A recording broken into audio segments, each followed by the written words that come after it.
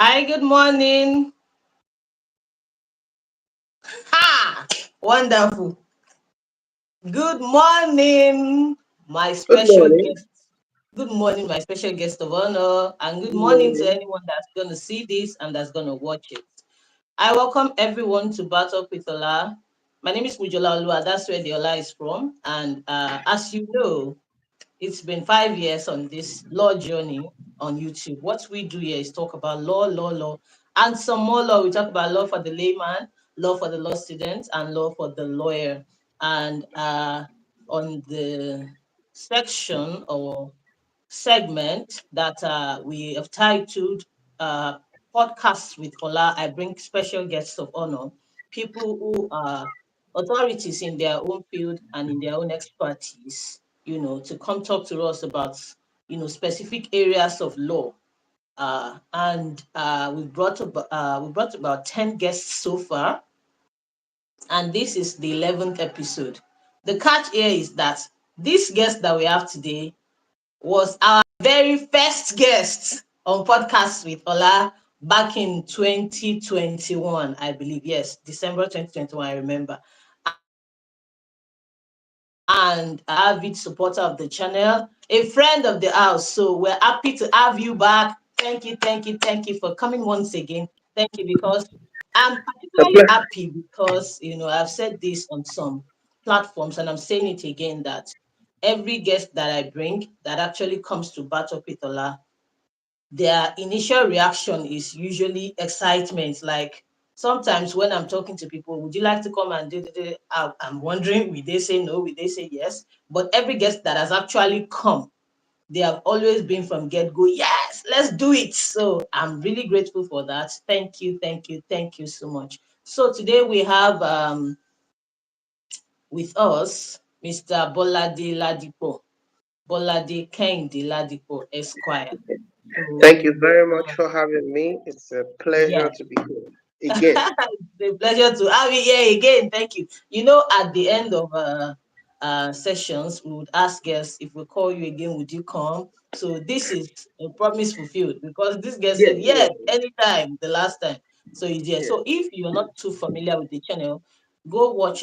There's a playlist called Podcast with Ola where we have listed our series with our guests. When he came the first time, I titles. Thank you for joining. When he came the first time, he talked about property transactions in Nigeria, how to buy land, how to be safe when you buy land, what to look out for, how to conduct searches and be sure that you have a valid title.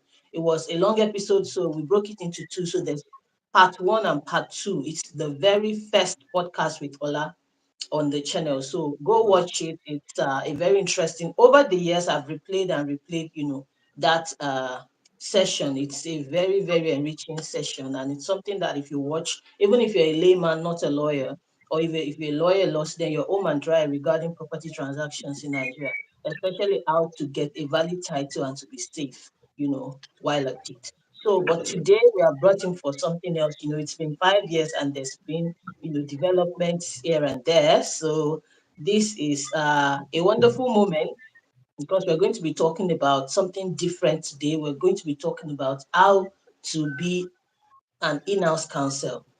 For people who do not know in-house counsel, well, I'll leave him to do the explanation when we get into it. But today, he's going to be sharing with us. He's been an in-house counsel for a while, so he's going to be sharing with us his expertise and what it means, how you can be one, and what his scope of functions are as an in-house counsel, how it's different from other aspects or practices of law.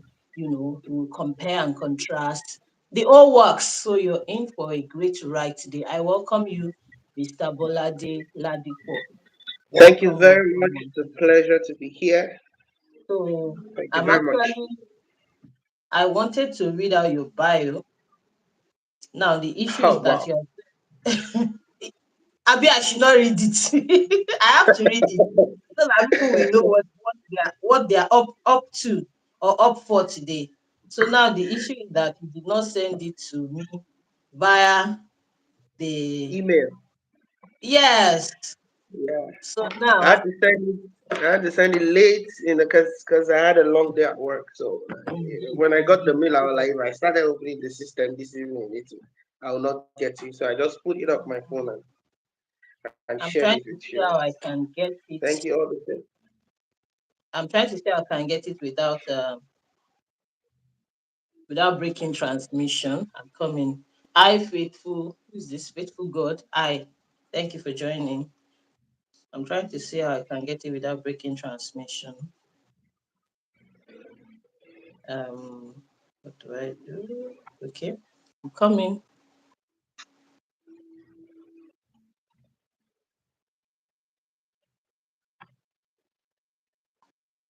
In the meantime, what have you been up to since you last came?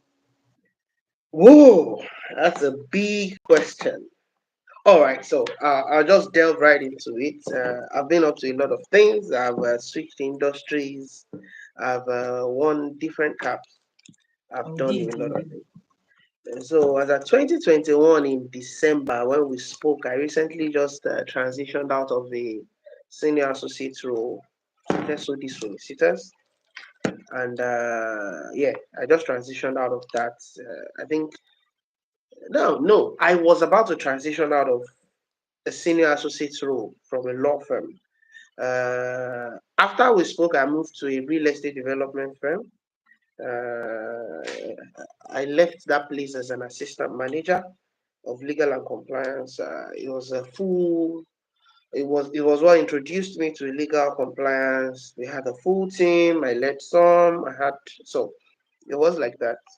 And then from there, I went briefly. I had a brief stint with a chemical production business.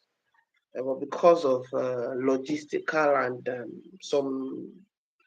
some blue lines, I couldn't stay for long there Okay. because Hold on, I'm coming. I want all to right. see if I move this thing. Let me see if you can still hear me and see me. I'm coming.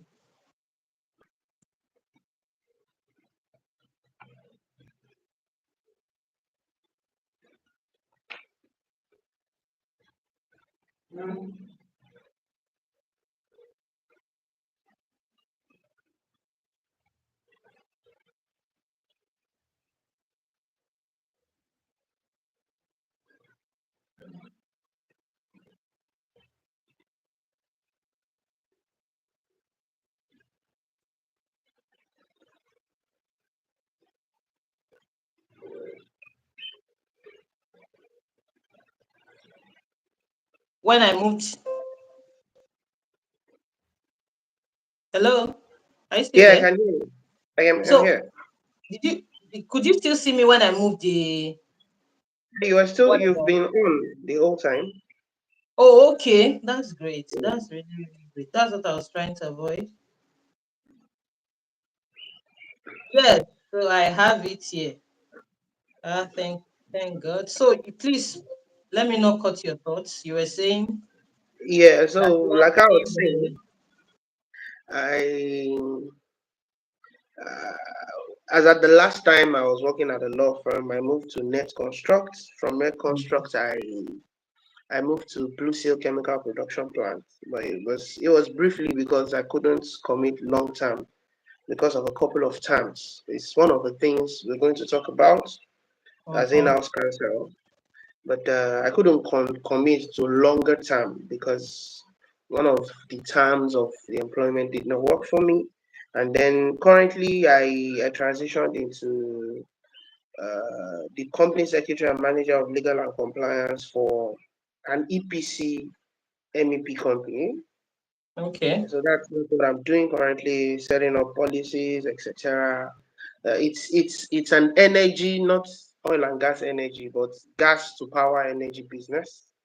So Okay. that's what That's I'm gas for doing. generating electricity. Yes, gas to Okay. power for generating electricity. Thank you very much. You're welcome. You've literally summarized the bio that I'm about to read. Favor, welcome. Thank you for joining.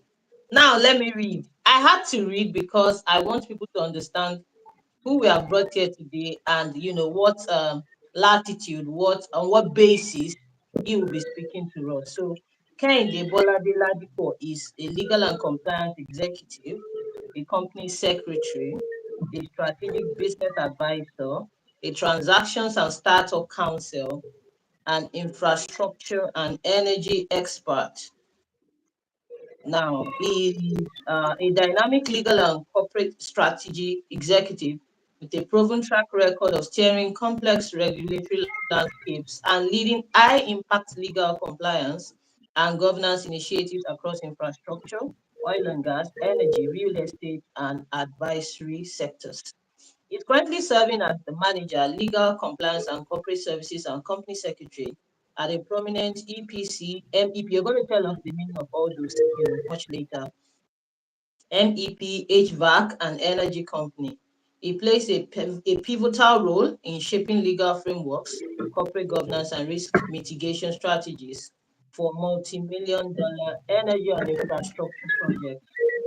He's also the founding partner of Kheybod Partners, a fast-paced, client-centric law firm that provides bespoke legal advisory services to individuals, startups, and corporate clients across diverse sectors. With a strong focus on commercial transactions, corporate structuring, and compliance advisory, Keyboard Partners has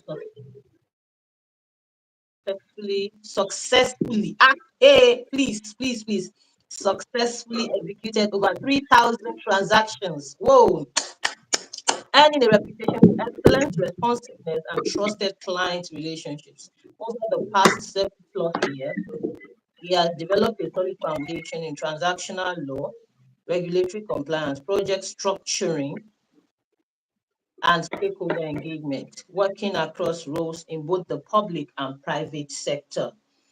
His expertise, include and but is not limited to corporate governance and secretarial duties, energy law, oil and gas, environmental compliance, due diligence, risk assessments and contract lifecycle management, regulatory engagement with CAC, NERC, NICDA, EFCC, ESERC, and similar bodies, startup advisory, licensing and investment readiness, legal support for real estate transactions, M&A, that's mergers and acquisitions, and business structuring, litigation strategy, mediation, and alternative dispute resolution.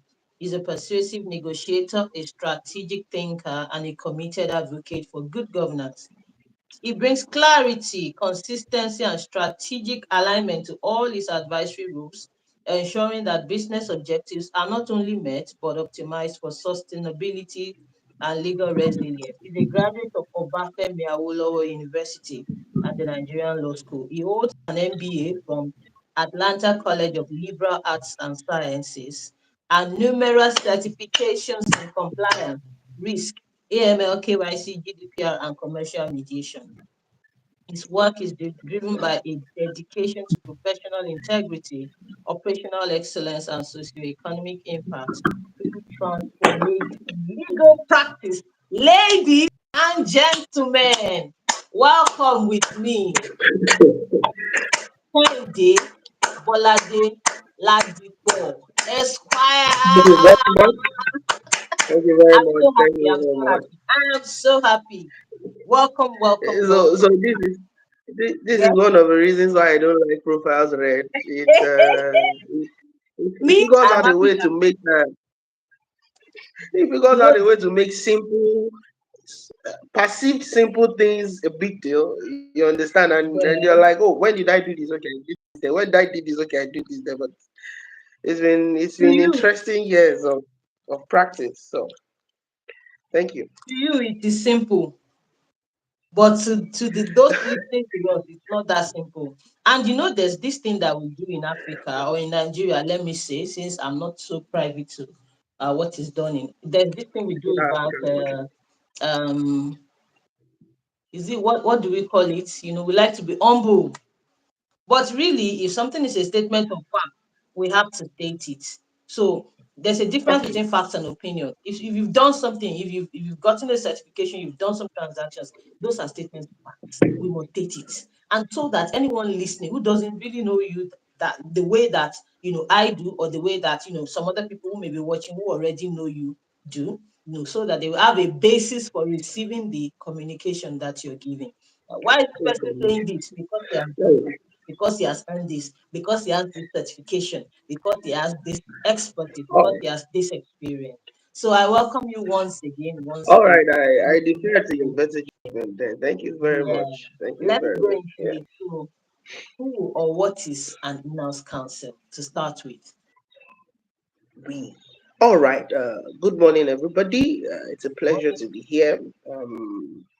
So, I'm going to start with. Okay, this is what I'm going to do.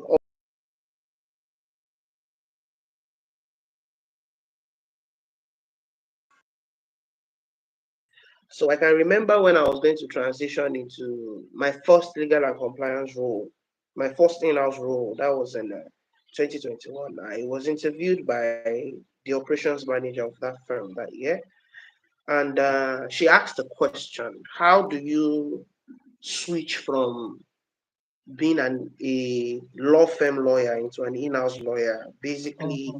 how do you, as a law firm, you can argue both sides of a case and get away Mm-hmm. with it, but now as a lawyer, chances are that when it comes to your table as an in-house lawyer, somebody has done something wrong, or your company has done something that is not so good, or sometimes somebody is trying to victimize. There are different sides to disputes, and how do you switch from that side to this side? I remember telling her, "Oh, I'm going to have to be invested in the company Mm-hmm. to be able to do that." So basically, I like to say an in-house counsel is a business partner of a company. Uh, I don't need to explain what a lawyer that works in a law firm does. There's a law firm, they take on briefs, they take on this, they take Mm-hmm. on that. That is that simple. But an in-house counsel is basically an employee of a company that is a professional. That is, the person is a lawyer. And Okay.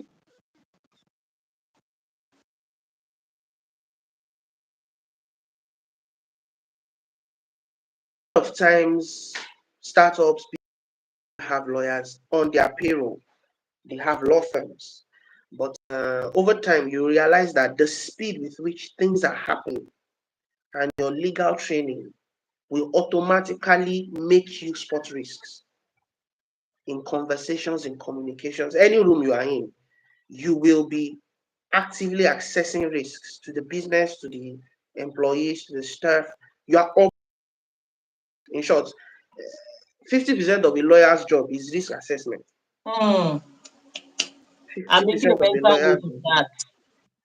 is risk assessment. As a law firm lawyer, when you are with your clients, you are either trying to help them assess the risk Mm-hmm. Or that their mitigate it. venture, or mitigate it, or remove it. Mm-hmm. So it's automatic.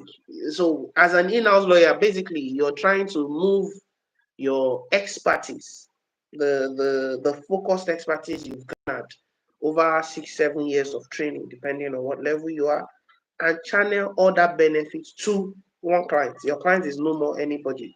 You now have one client. That client is the company. The risks are eliminated where you can eliminate it. They are mitigated where you can mitigate it. Or your job is simple as an in-house counsel. You mitigate risks. Thank you. Now the question becomes, Mhm. thank you very much. Thank you very much. Thank you Please go very much. on. No. I'm not going to lose out Oh, on any knowledge. Go on. okay, I'm not going to cut you okay, short. Sorry okay. about that.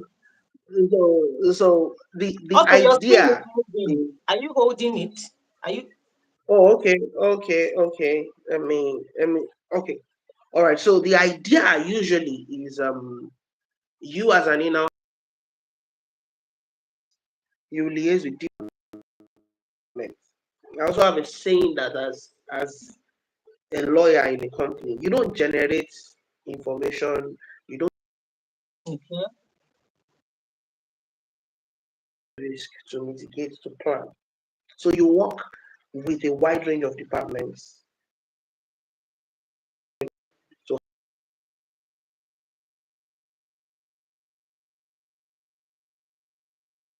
Oh, with it's them so that keeping. you know. Is it network? Oh, sorry, it's the Okay. seven. Yeah, I think it's the network. Can you hear me now? All right. So you're working with the operation department. You're going to be concerned about operational risks. You're working with the HR department. That's more about employee risk, human resources risk, etc. You're going to do a wide range of things. For me, over time, the best ways to mitigate risk is contracts and policies. Okay. So automatically, you're going to do a lot of contracts with vendors, with business partners, with whatever. You're going to your contract is your tool of risk mitigation. Policies are the tools of risk mitigation in the company. When you're dealing with outsiders, contracts become it. So you also liaise with external lawyers. Okay. That can be a bit dicey. It takes a lot of tact and intelligence because over time you're going to now have to manage them. It's not lias actually, it's manage because you're representing your firm's business and you're trying to get a vendor to do what they're supposed to do. So it's it's across board. In an in-house, you can focus on. I know practices that their expertise is just tax, and that's all they do. Their Okay. expertise is litigation, and that's all they do. And the moment you join that kind of law firm, it's mergers and acquisitions these guys do. That's all they are going to do. They don't take any other kind of view. But when you're an in-house counsel, you sort of have to have a flying knowledge, sometimes in depth in some cases, but you have to have a flying knowledge of all these aspects of law that relate to your business. And then guess what? Sectors are different from each other because you still, as an in-house counsel, deal with regulators and certifiers, which is your job. Mm. So it's part of compliance. So you're going to have an idea of how to manage this regulator, how not to deal with this regulator. Is this regulator's engagement, does it have to be immediate? Can I push it forward? So all those quirks and perks need to be learned early on, etc. So thank you very much. I think for me that's what I mean. Thank you so much. That's an in-depth analysis of who an in-house counsel is. So essentially, you've done for us what an in-house counsel also does, a bit, and it's fantastic. I always say that when I bring guests, I want people to learn, but even I am learning because I recently transitioned into in-house. Is it what they call it? I recently transitioned in-house, about 2 years ago. So I'm still fairly new, and as you were explaining, I was trying to connect it to the things that I do on the job. So you said that an in-house counsel is an employee who is then a professional, and now the profession is law, and that is correct. Because when I was employed as an employee, the way every other person was employed, but they qualified my own, for legal matters. So that's what makes me the professional. But I'm also an employee, just like everything that applies to other employees applies to me. But then the qualification is that I'm a lawyer and an employee. And then you say that 50% of the job is mitigating risks. And I was just looking at all the things I've done on my job because it's really true. There are times when I'll be summoned into meetings. Okay, I have superiors, but sometimes when my superior is not around, because I work in a place that's catered in a way. So then they Okay. would then summon me to a meeting, top level management meeting all of a sudden, and then I'll just be hearing, what does the law say about this? Can we Oh, do this exactly. according to the law? Can we do this? And I'll be sometimes those decisions are decisions you can make. The law does not say anything on that one. Go ahead. Exactly. Let's use common Exactly. sense, or let's do what's best for our establishment in this. But they always just want to know what the law says. So sometimes there's like you said, you have to have a flying knowledge and you have to have Yeah. in-depth knowledge. Sometimes when I'm asked questions or I'm put on a committee or a panel, that go and you are there's a statutory requirement for a lawyer to always be on those Yeah. panels Yeah. or committees. So sometimes when you go, you're wondering, what am I doing? Yeah, this case is clear. Just do this, do that. But everyone is looking at you as if you are the one that will make the final decision. That yes, lawyer, Oh, what is the law? Yes, I get lawyer, that. lawyer, tell us, guide us. What should we do? And So meanwhile, if there are I may, policy documents, yeah, yes. and you're So wondering, everybody has a copy of these documents, what but do you need but me do you for? want I the lawyer mean, to read it and to tell them what it means? So really, and then there's always this attitude of, okay, the lawyer will tell us what is best to do. So really, you as the lawyer, you're mitigating risk. You're wondering, what is good for my employer. Even if the law does not say anything on it, what should we do that would ensure that we don't land in trouble, in legal trouble, unforeseen, and legal trouble that can be seen. So indeed, you have cut across. So and about the flying. I think you said something. I want to use the exact words. You said in-depth knowledge and flying knowledge. yeah. In the period, I've only been in house for about 19 months. Yes, Okay. less than 2 years, 19 months. So I'm looking at it like the different aspects of law that I've had to touch. It's a lot. Extended. It's cutting across different aspects. Like you're going to this meeting, you don't know the aspects that will come out. You're going to No that meeting. It's problem. not like, if it's litigation, this is a tort. It's going to be taught all through. Or this is a criminal matter. But when you go into those meetings, a criminal aspect could come up. It could be an aspect of contracts, an aspect Yeah. of corporate governance.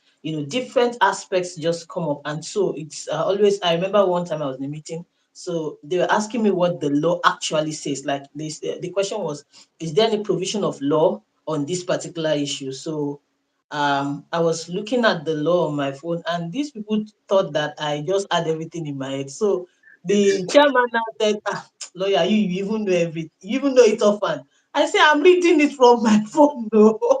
So it was not like, oh, do you would expect that it would be like, oh, so you're even reading it. But I was even impressed again that, so you have all these things on your phone.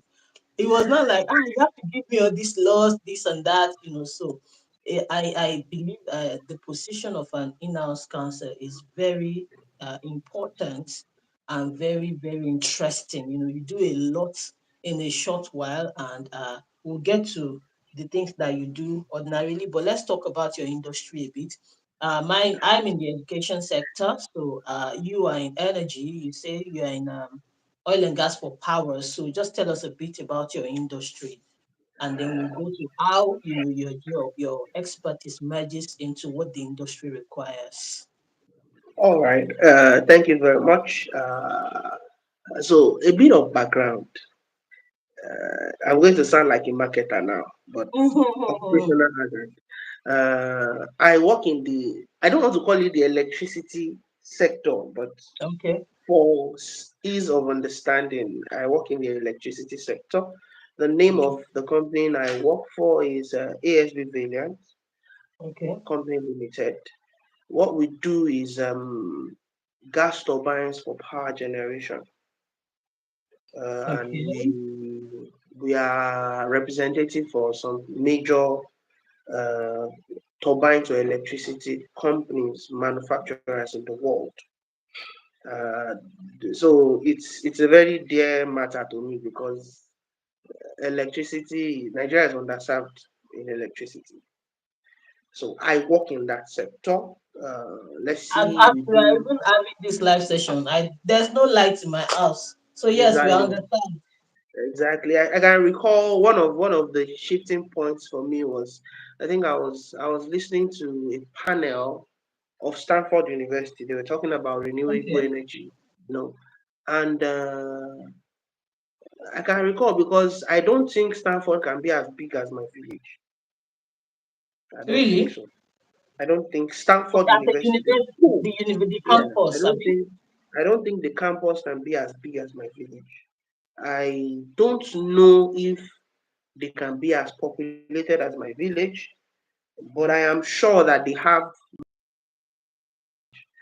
as at Mm, when they were having that discussion in 2005 or 6. They were talking 260 or 250 megawatts of solar generated electricity. And Wow. they were taking us through the process, the procurement, the contracts they did. It was just a learning curve for me. I wanted to see what it looked like, and then they were trying, and I had to sit back and be like, wow, I don't think my village can boast of 250 megawatts of power per hour, That's constant power. interesting. I'm more very sure of how many. In short, And it's solar today, power. yeah, solar, just solar. I thought they had That less does storm not, over there. yeah, but that is not even factored in other electricity sources. This is just an Okay. independent project. Wow. You understand? So in my mind, I'm thinking, okay, this community would have access to at least 300, worst case scenario, of constant electricity. I'm sure, I'm not sure what the national megawattage is now, but I know it's less than 10,000. So, and you look at countries like that. So that's what I do. So basically, that is the sector. And to take it Okay. further, what I do is in the firm is basically risks. So because of the sheer amount of finances it involves to set up electricity projects, you would have partners. You would always have partners. There will be discussions with a wide range of people in different sectors. You talk to bankers, you talk to technical guys, you talk to artisans, you talk to technicians, you talk to. It goes as far back as the first thing before you can set up any project. You need land to put it on. That's You true. understand? So you're going to now be considering, okay, are we buying the land? Are we leasing it? How long do we want to lease it for, etc. So those are the quirks in the sector I work for. So basically, I work in the energy sector, but specifically gas to power sector of it. So when I said EPC MEP, or when you read EPC Yes. MEP HVAC, HVAC. yeah, Yes. so I'll explain it. If there were engineers in the house, I wouldn't have had to. But EPC is we call it engineering, procurement, and construction. Okay. It's a sector of engineering. Now that in itself has a whole document and heavy contracts backing it. So the idea in engineering, procurement, and construction is one firm. The engineering is designing electrical, mechanical, Okay. plumbing, etc. That firm designs it. That firm procures the materials to do the project, and that firm constructs the project. Okay. The other name for it is turnkey project. So what they mean by turnkey is What do you call the it? the project turnkey, Funky. Okay. Turnkey, a turnkey Okay. project. Turnkey. I'll explain why they call it a turnkey project. So usually the client will give you land, Okay. give you money, and you deliver a project that the person can turn on. So Oh, everything between every land and it comes turning on, ready made. apart from funding, is the business of in this case my firm. You Mm-hmm. understand? So that's what EPC is. MEP is mechanical engineering and plumbing. So in this case, you have not done procurement and you have not done the engineering, but Okay. every other thing, you're building it, you're doing the mechanical part, you're doing the electrical part, you're doing the plumbing part. Usually in construction, those are considered as the three most important. HVAC is cooling systems. Okay. So, but Yeah. when I say cooling, it's not your 2 horsepower AC. I'm saying, so I Because believe that's where it's my going to mind be. went. Yeah, yeah, yeah. I understand this. If you've been to some big buildings or hotels, they don't have cooling units in each room. Yeah, they have a central cooling system. So that is an HVAC system. Oh, okay. You understand? Yeah, that is, those are specialized cooling systems. and it's a lot That's of that's what the industry does. mechanical.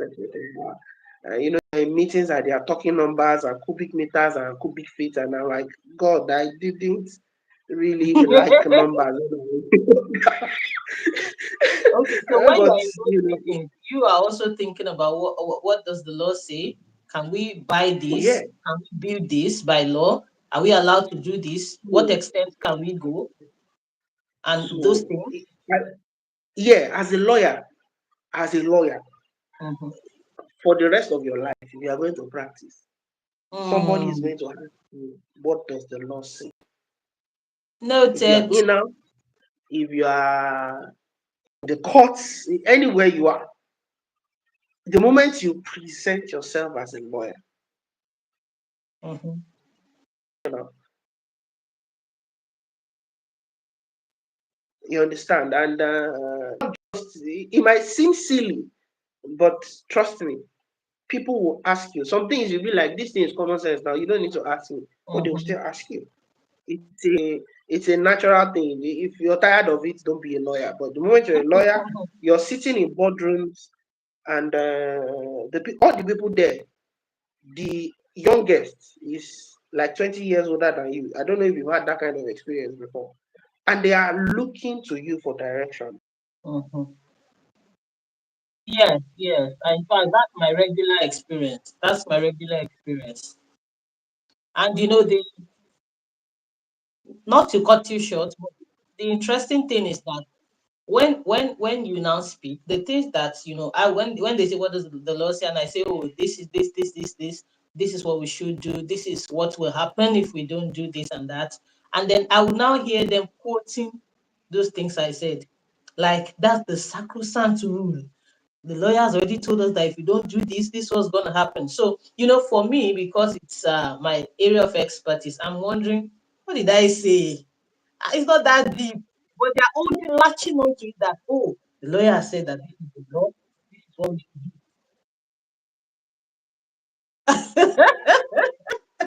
In fact, it's mind blowing. Mm, mhm,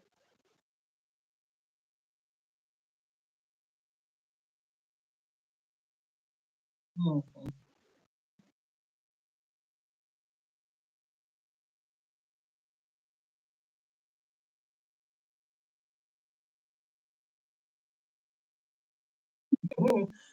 Do you know, conversely, it's a big responsibility because then you now know that you must not lead them astray. You can't be wrong. There's no room for being wrong. Indeed. Mhm. Thank you so much. Thank you very much. You're working in a very interesting industry. I think that if Nigeria can get the power, production or supply sector right, there are a lot of things that will self-correct in this our country. A lot of things will just self-correct because power is very pivotal to development. However we see from all angles, for all ages, all sectors, everything just ties back to power in a way. So I think that you're doing important work. But let me ask you, I know that you've not always been an in-house counsel from the bio that you read and from what you've told us, on this program. So, what informed the decision?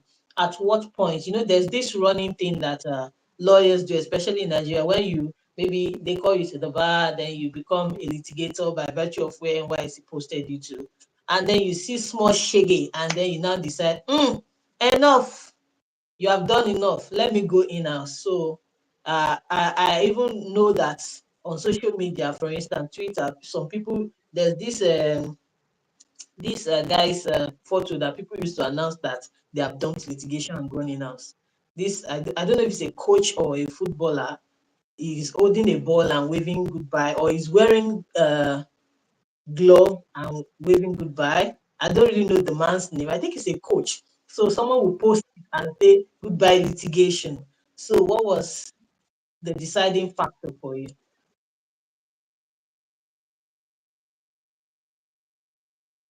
How did it happen? How did you find yourself in house? Mm.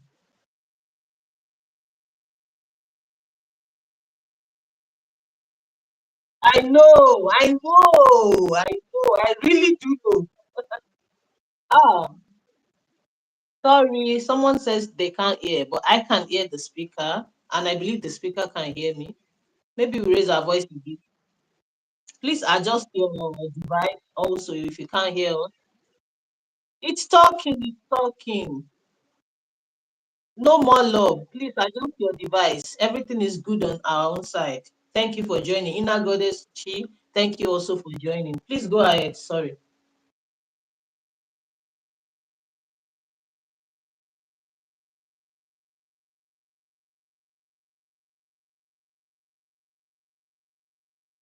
Okay, your screen is static.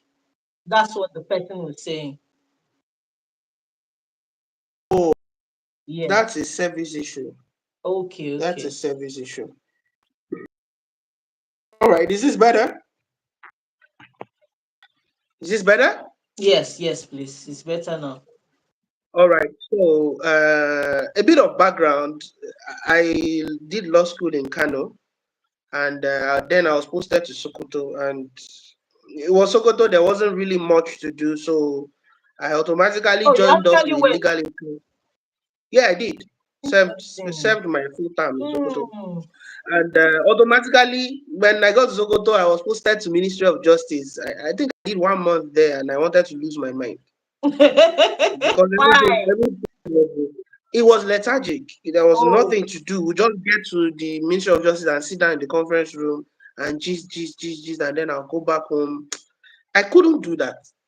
So Providence would have it. The Legal Aid Council coordinator was looking for lawyers. Because okay. believe me, I tried joining law firms on the outside, but they didn't want me. I'll tell you how it came full round circle, anyways. So I reached out to Legal Aid Council coordinator. We spoke, said I could resume the next day, and by that next day, I had cases in the Federal High Court. I did a lot of criminal litigation in Sokoto As defense. and criminal defense in Sokoto. And Mhm. my boss then would say, Kenny, you have a mind for this. I'll say, thank you, sir. You understand? And I can recall because whenever we were not appearing against the then counsel for prosecution, NDLE then specifically, she would send over our addresses, our Okay. final address, and reply on point of law, stuff like that, for myself and my boss to look through. Interesting. And and it was funny because by the time I was done with that, I could argue both sides. I could do criminal prosecution, do criminal defense. It was Defense. that I had a lot of time, so I was just taking in everything. I could remember because in Sokoto we did about five civil litigation matters, some of them to the Court of Appeal even. My boss would just say, Kenny, there's a Court of Appeal matter coming, this is the file, this is that, you're showing up. And I'll show up, argue my thing, come back. You understand? So it was like that. So I love litigation. So when I got to Lagos, I can recall because I remembered vividly that there were positions for in-house counsels. But I said no, I was looking for litigation. I interviewed with senior advocates, but sometimes the place was too far. I was living in Aja. They wanted me to work in Yaba or Wow. Ikeja. It just didn't make sense. Story Yeah. of my life. Back in the so, What so a good and then mm-hmm. as God will have it, I met my boss, who was introduced to me by his friend. His friend is my mentor now. His name Okay. is Barrister Shilon, and he's the managing partner and founder of SOD Solicitors, which was where I worked for 3 years. Okay. And I loved litigation. You understand? I loved litigation. I could do litigation. Oh, and then my boss loved litigation too. So some of that rubbed off on me.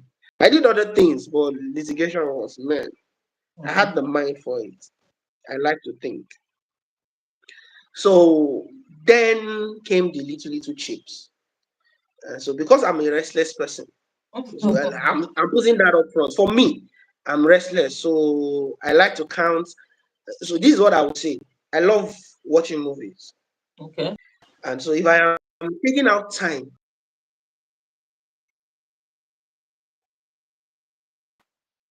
uh, and I now get to court, and somebody tells me, "Oh, my lord is not coming," and then I have to come back next month. The sheer amount of industry that has gone into my 1 hour appearance in court. This is me. This is Okay. personal.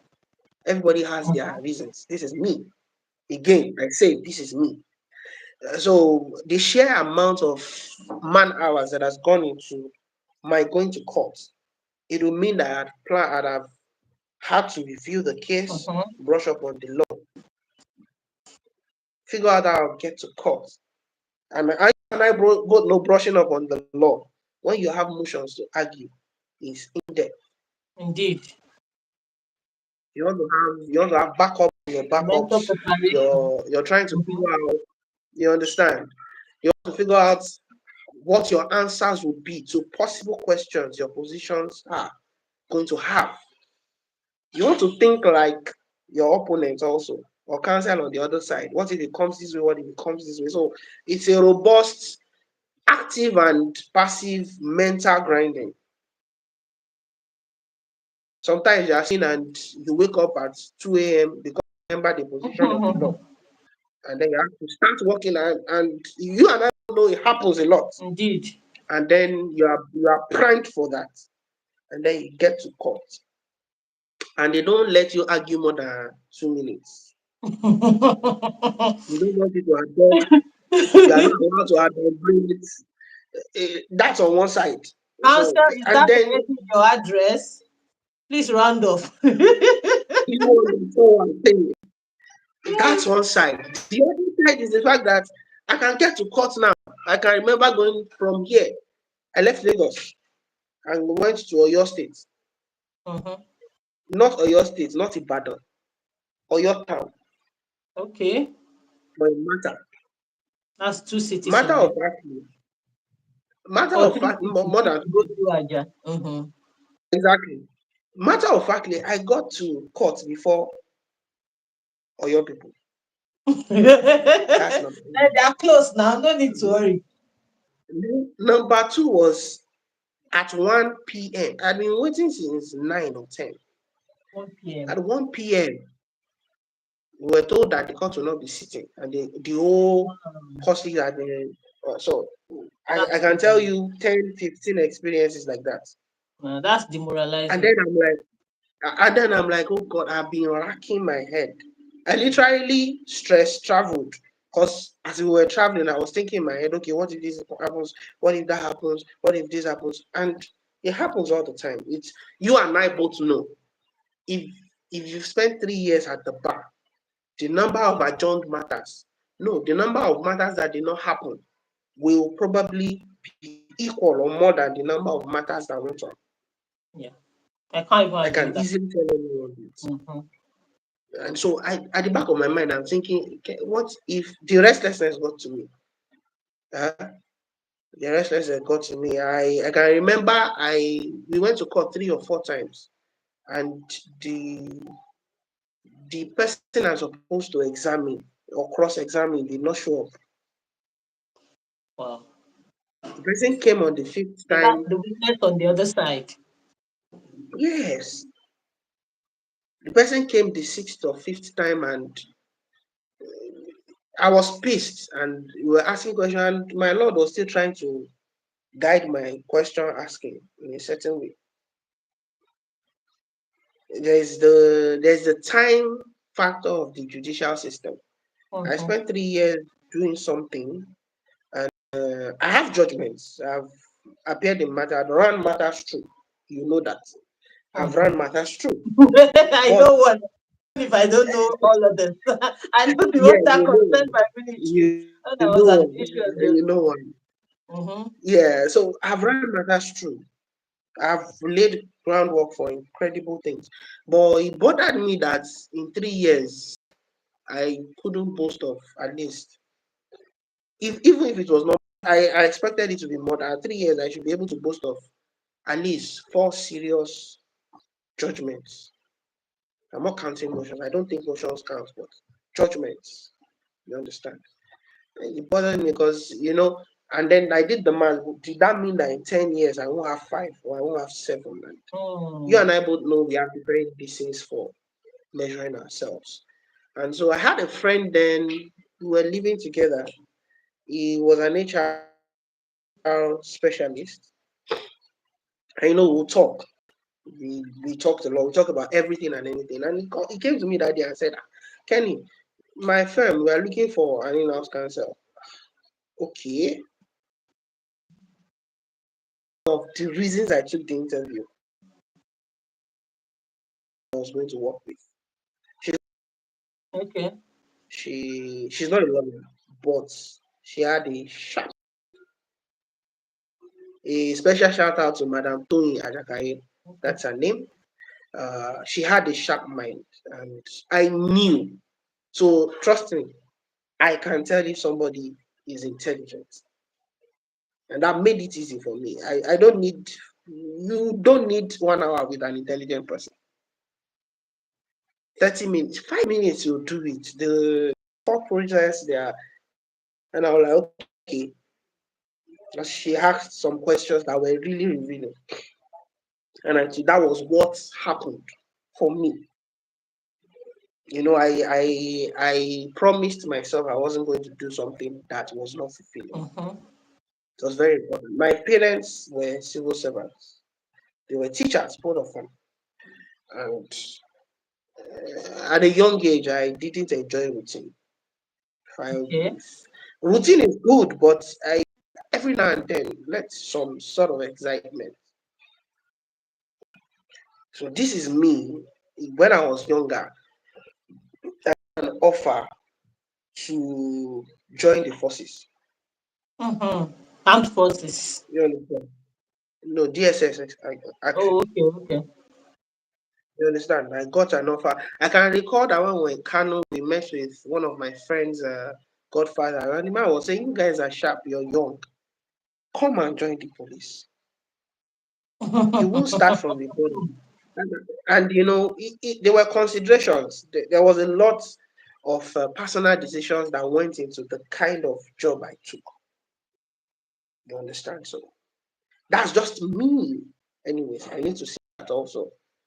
I So have you friends that are in litigation and they are doing great and they are sound.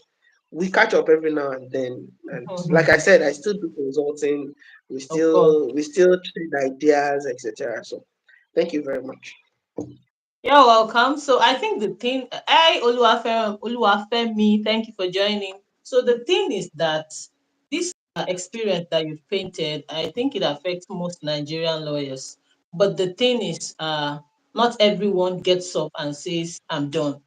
Some people just keep encouraging themselves, until all the days go by, and it can be really, really frustrating. I mean, I've had first-hand experience of this kind of time wasting that we experience in litigation. And it's so upsetting because, sometimes you are even feeling guilty because the nominal complainant, if you're prosecuting, or the defendants, their families, they have spent a lot of money. They have to pay your Mm, appearance fee once you've gone to court.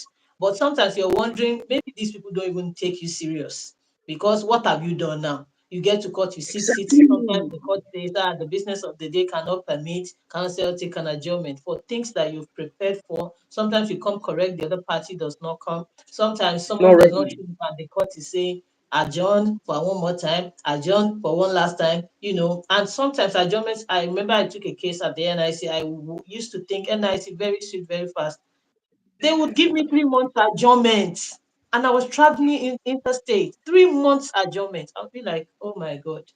So, it can be really frustrating. It gets to a lot of people. but not everyone just gets up and says, "Oh, let me do I'm something else." done. Maybe some people don't even know that they can do something else.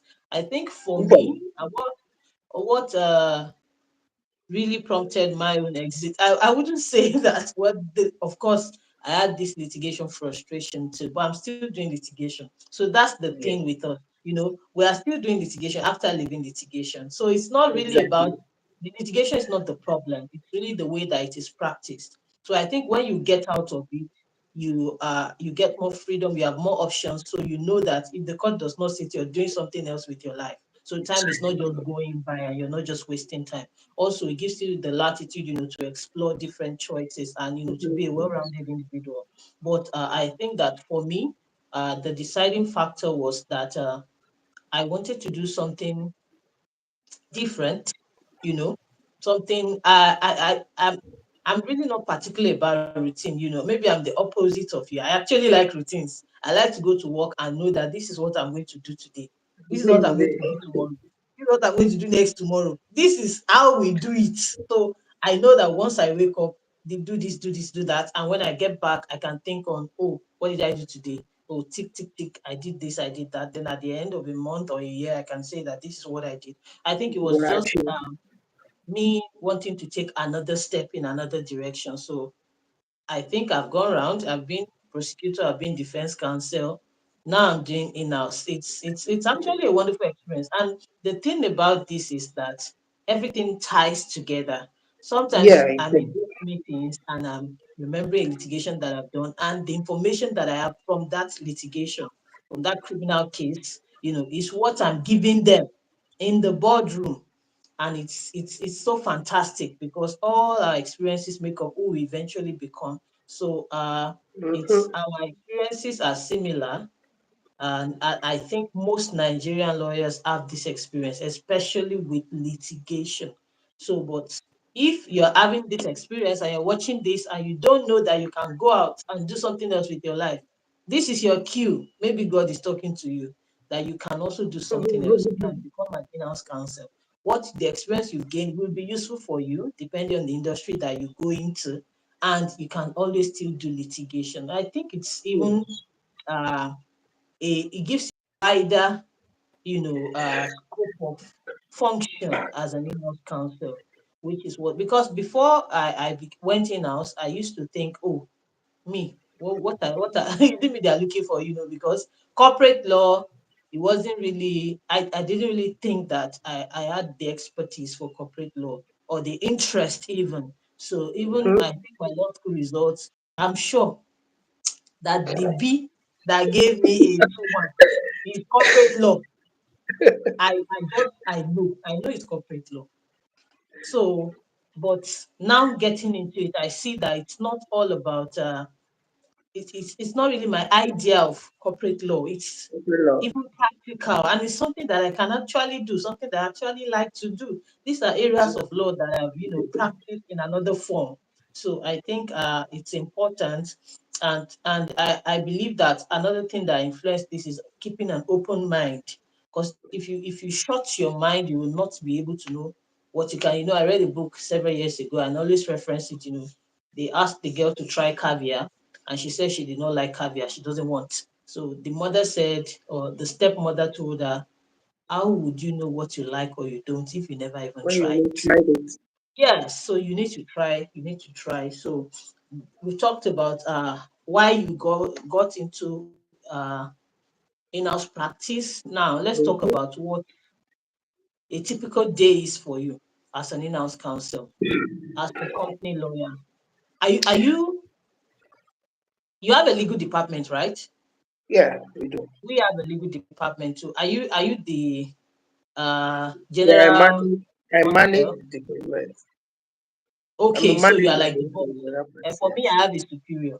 So Yeah. our typical day might be different. So tell us what your typical day is like. You go to work, you come back. What do you do in the space in between on a normal All day? right. So let's see. A lot of meetings. Mm-hmm. Meetings And are lots of essential. people. Mm. Yes, a lot of meetings, Zoom meetings, physical meetings. Uh, I'll tell you why. Like I said, you are the nexus. You relate with procurement, you relate with operations, you relate with human resources, you relate with administrative. In some cases, you are co-opted as a part of the MD's office. That Yes, usually true, happens. true, true. So, as much as possible, you will meet with on different aspects for different things. Record keeping is very important. So you meet the zoo person because a lot of times those meetings would now be distilled into contracts Mm-hmm. or policies. So you The have to be decision there to know maker. what's going on, Okay. meet outsiders, meet in office, meet contemporaries, meet regulators. So a lot of meetings. That's very important. You have to have the patience and presence of mind for meetings, and not just attending Yes, meetings. You and have to really, presence of mind for meetings. yes, Very presence of important. mind. Presence of mind. Very And important. not just attending meeting, you have to be able to decipher what is not being said. That's Mm. very important. So I'm trying to get you around your day to day. So there's a lot of meetings. The second thing is Draft and reviews.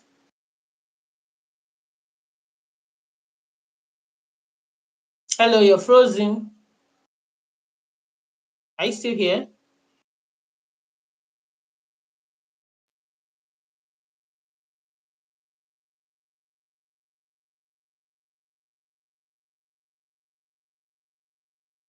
Oh,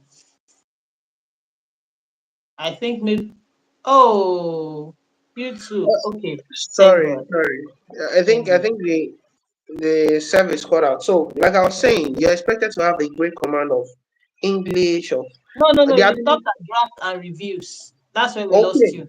okay. So Yes. like I said, draft and reviews, contracts, SLAs, NDAs. I don't need to be explaining these things now. SLAs, NDAs, contracts, letters, communiques, policies. You do a lot of that on a daily basis because you're expected to have the ability to transfer thoughts into writing. Hmm. Very important. You're expected to have the ability to transmit your thoughts into writing such that the person that reads it on the other end gets exactly what you mean. No space for misinterpretation or ambiguity. Very Mhm. important. So you write a lot. So I've said meetings, I've said contracts, risk management. Naturally, these things will follow each other. From Mhm. meetings, you will know the risks to watch out for. You will know the Mhm. risks to mitigate, to eliminate.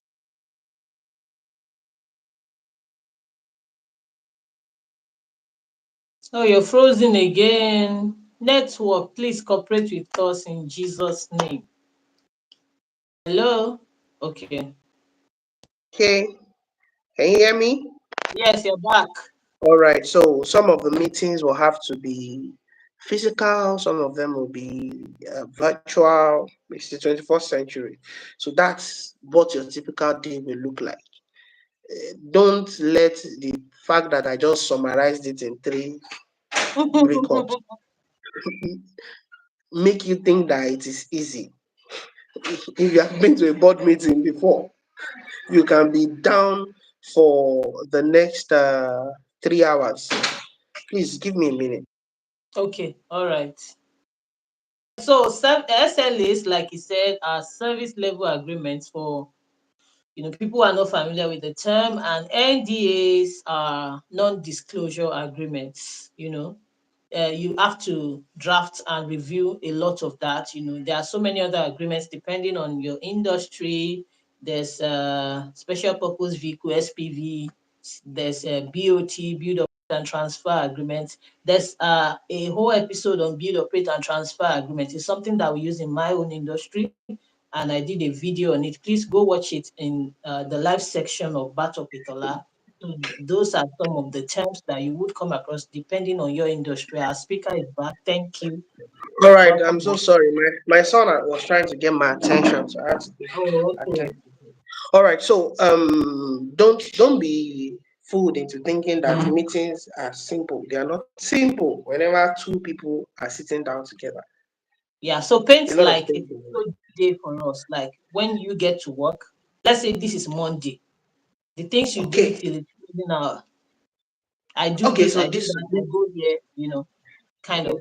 So on Mondays when I get to the office, the first thing I do is reviews. I review Okay, what we did last week. okay. Review what we did last week all through the week, and not just what I did as a department. I have to look at what other departments did also. I look into that. Now, sometimes over the weekend, emergencies pop up. I want to cross those off my list before going into. Usually, we have management meetings at 10. Management Okay. meetings are very compulsory. I have to be there. That's where we set up the tone for the week. What did we do last week? What are we doing this week? So we do management meetings. Depending, it's an either or. Like I said, I already said you do a lot of meetings. So Mm-hmm. sometimes for management meeting, you have to go for other meetings, other engagements. If not, I come back to, in some cases, you're working on a contract or you're working or co-reviewing a contract. When I mean co-reviewing, you have so it's the 21st century. 15 of us can be on the same document.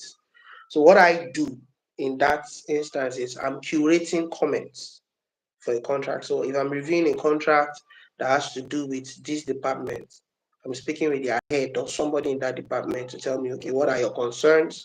Why do you have those concerns? Now, a lot of times it means that you have to sit down with them and understand their concern. Sometimes you have to wear the hat of an engineer to Mm-hmm. understand why it is a concern so that you can mitigate it. Sometimes you have to become an operations person. So it's a high way of information. You're getting specialized information from different people so that you can consider those in the contract as part of mitigating risks. So Mm-hmm. that's very important. Depending on that, also, sometimes they are just simple contracts you can quickly push out. Those are gone. And then externals. If you have court cases or you're working on something with external firms, this is where you speak with them. What's up? Did anything new come up on our case? What's the Mm-hmm. update on it, etc. So, as my typical day, usually by the time I do one, two, three, four, five, it's already 4 p.m.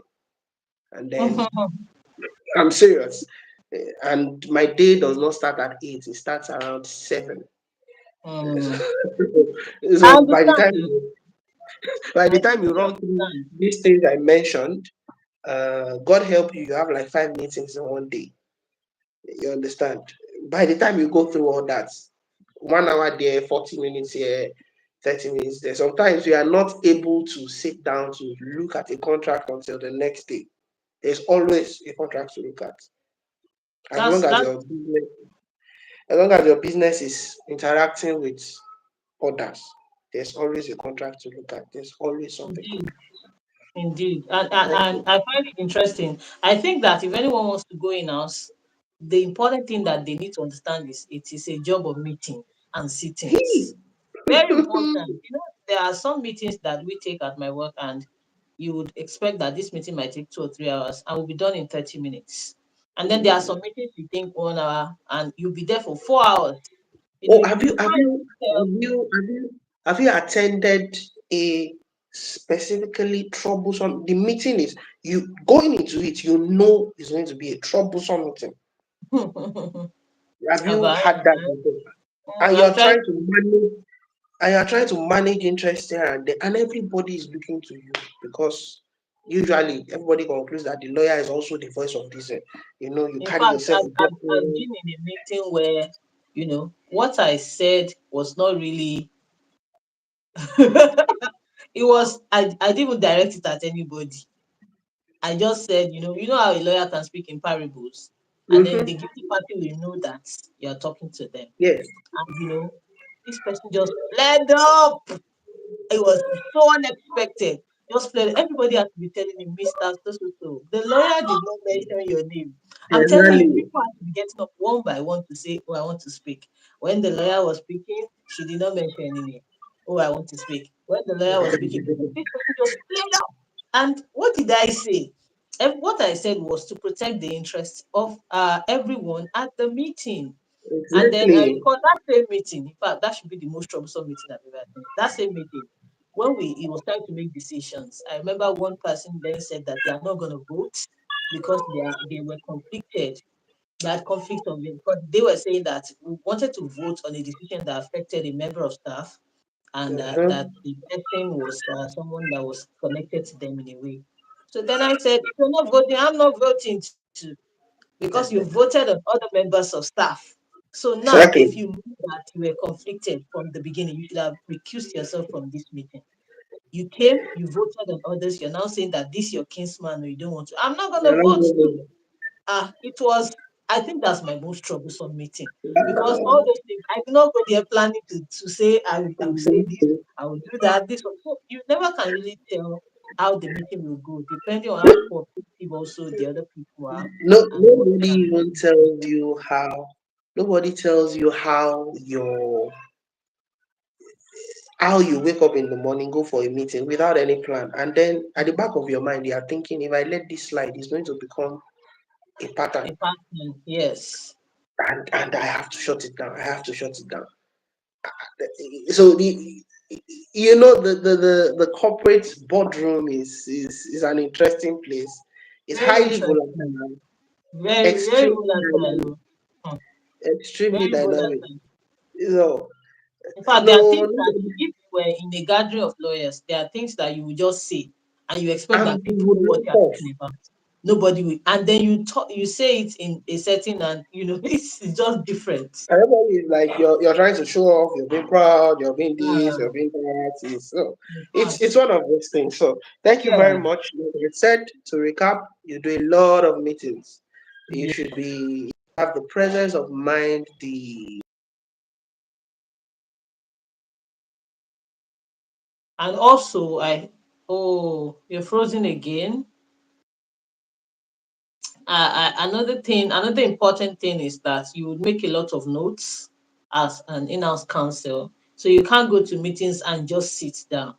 You always have to have a means of writing things down. Even things you think that, oh, I can't forget this, or it's trivial. Have a system of writing things down. When I say system, I mean when you go into a meeting, already decide that these are the things I need to put down. This is why I need to put them down, and I will refer to them in the future. So it also involves a lot of writing things down, jotting things down, so that at the end of the day, you have something to refer to. And even if there's a secretarial team that's taking minutes and all of that, you don't rely on them too much so that you have first hand, record of what really transpired so that you're not misled because, you are also leading the entire team so you don't mislead them. Thank you. You're welcome back. So what are some of the regulators that you relate with in your industry? Some of the areas of law you regularly, have to advise on or interface with. all right, thank you very much. My industry, I mentioned gas, so you're going to deal with NMDPRA, midstream and downstream petroleum. Is it resources now? NMDPRA, NERC, Okay, Electricity yeah, Regulatory Commission, very important. Now I'm saying the industry specific one. It doesn't count for the usual ones. There are some ones you yeah, don't have yeah, choice. FIRS, LIRS, CAC, EFCC, all those ones. They are normal. They, everybody deals with them. Industry specific NMDPRA, NERC, and now that states have started having yeah. Electricity On Regulatory the Commission.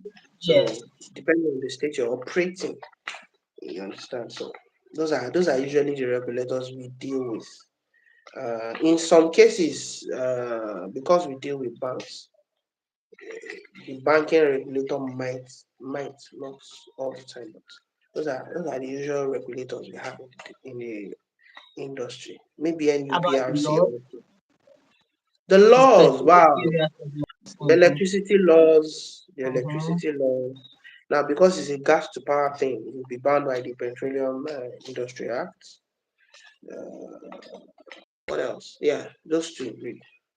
Okay, yeah. So I think for me, the other areas, the general ones, EFCC, CPT, because those Yeah, ones are just probing what does not concern them. always. Probing. So then CHC, of course, courts, most times when we have litigation and industries that have to do with projects, things that we're doing. For instance, in my own case, we have to look at what the tax law says most Yeah. times, what NUC says on most decisions, what some ETF. yes, some bodies that regulate, certain disciplines, what they say, like if we're trying to get accreditation for a particular faculty, you need to, if it's law now, what does TLE say? What does NUC say? Also, yeah, a lot, and then so many laws, the So, laws so if pertain. Yes, please.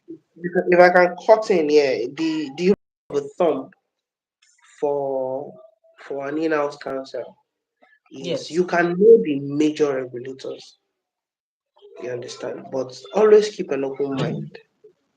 And the reason is because number one, laws change.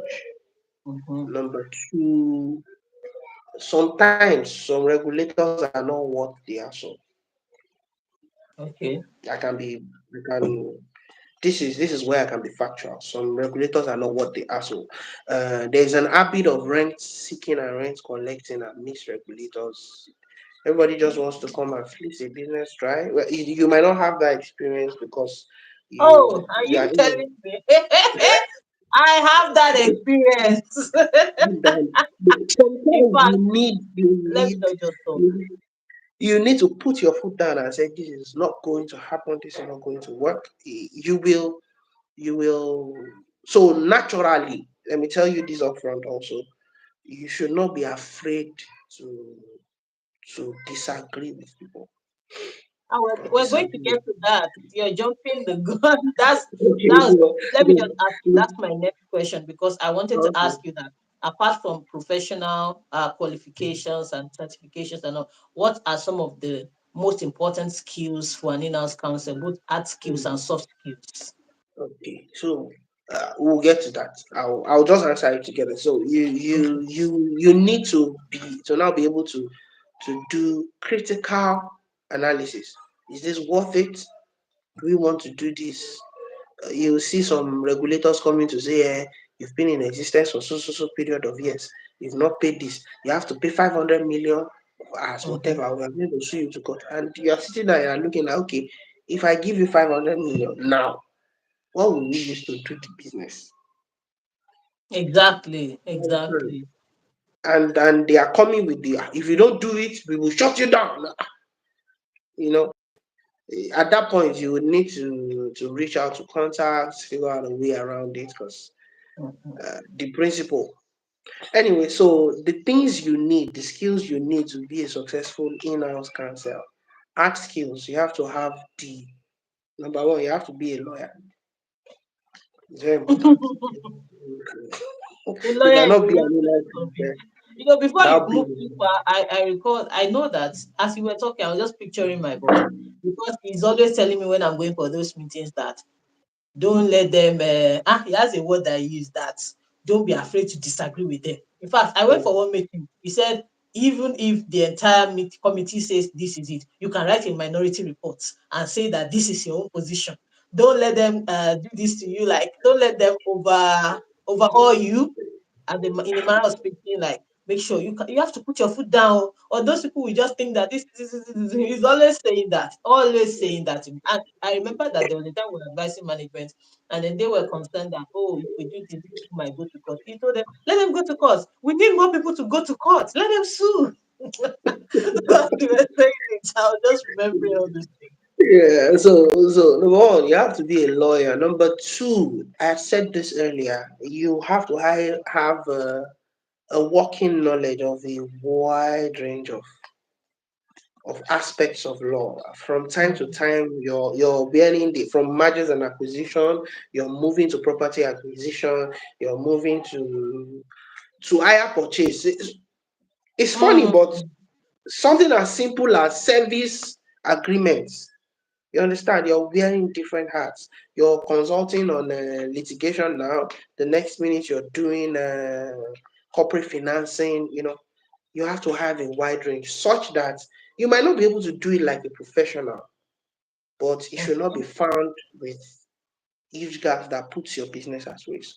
mhm. That's number two. Number three, you have to be good at assessing risks, both Risk legal, assessment. no types of risk. You have to have a second nature of sitting down and analyzing as people are speaking. This thing is risky. This thing is not risky. Okay, we can do this and get away with it if these things happen. Usually, when you are done with meetings like that, you're able to distill those things into, okay, this person said this. We can't do it because it's risky. Sometimes, as they are saying it, you are shutting it down. That cannot work. It's illegal. It's a legal risk. Mm, You understand? Sometimes you are saying, okay, if the parameters permit, it can work. And then in some cases you are saying, no, let's go ahead, this works. You understand? But you must be actively assessing risk.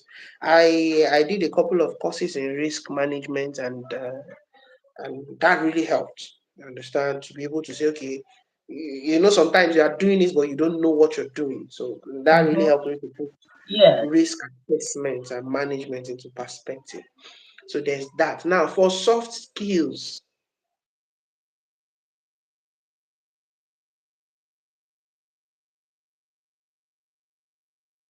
and Ash, but not like you.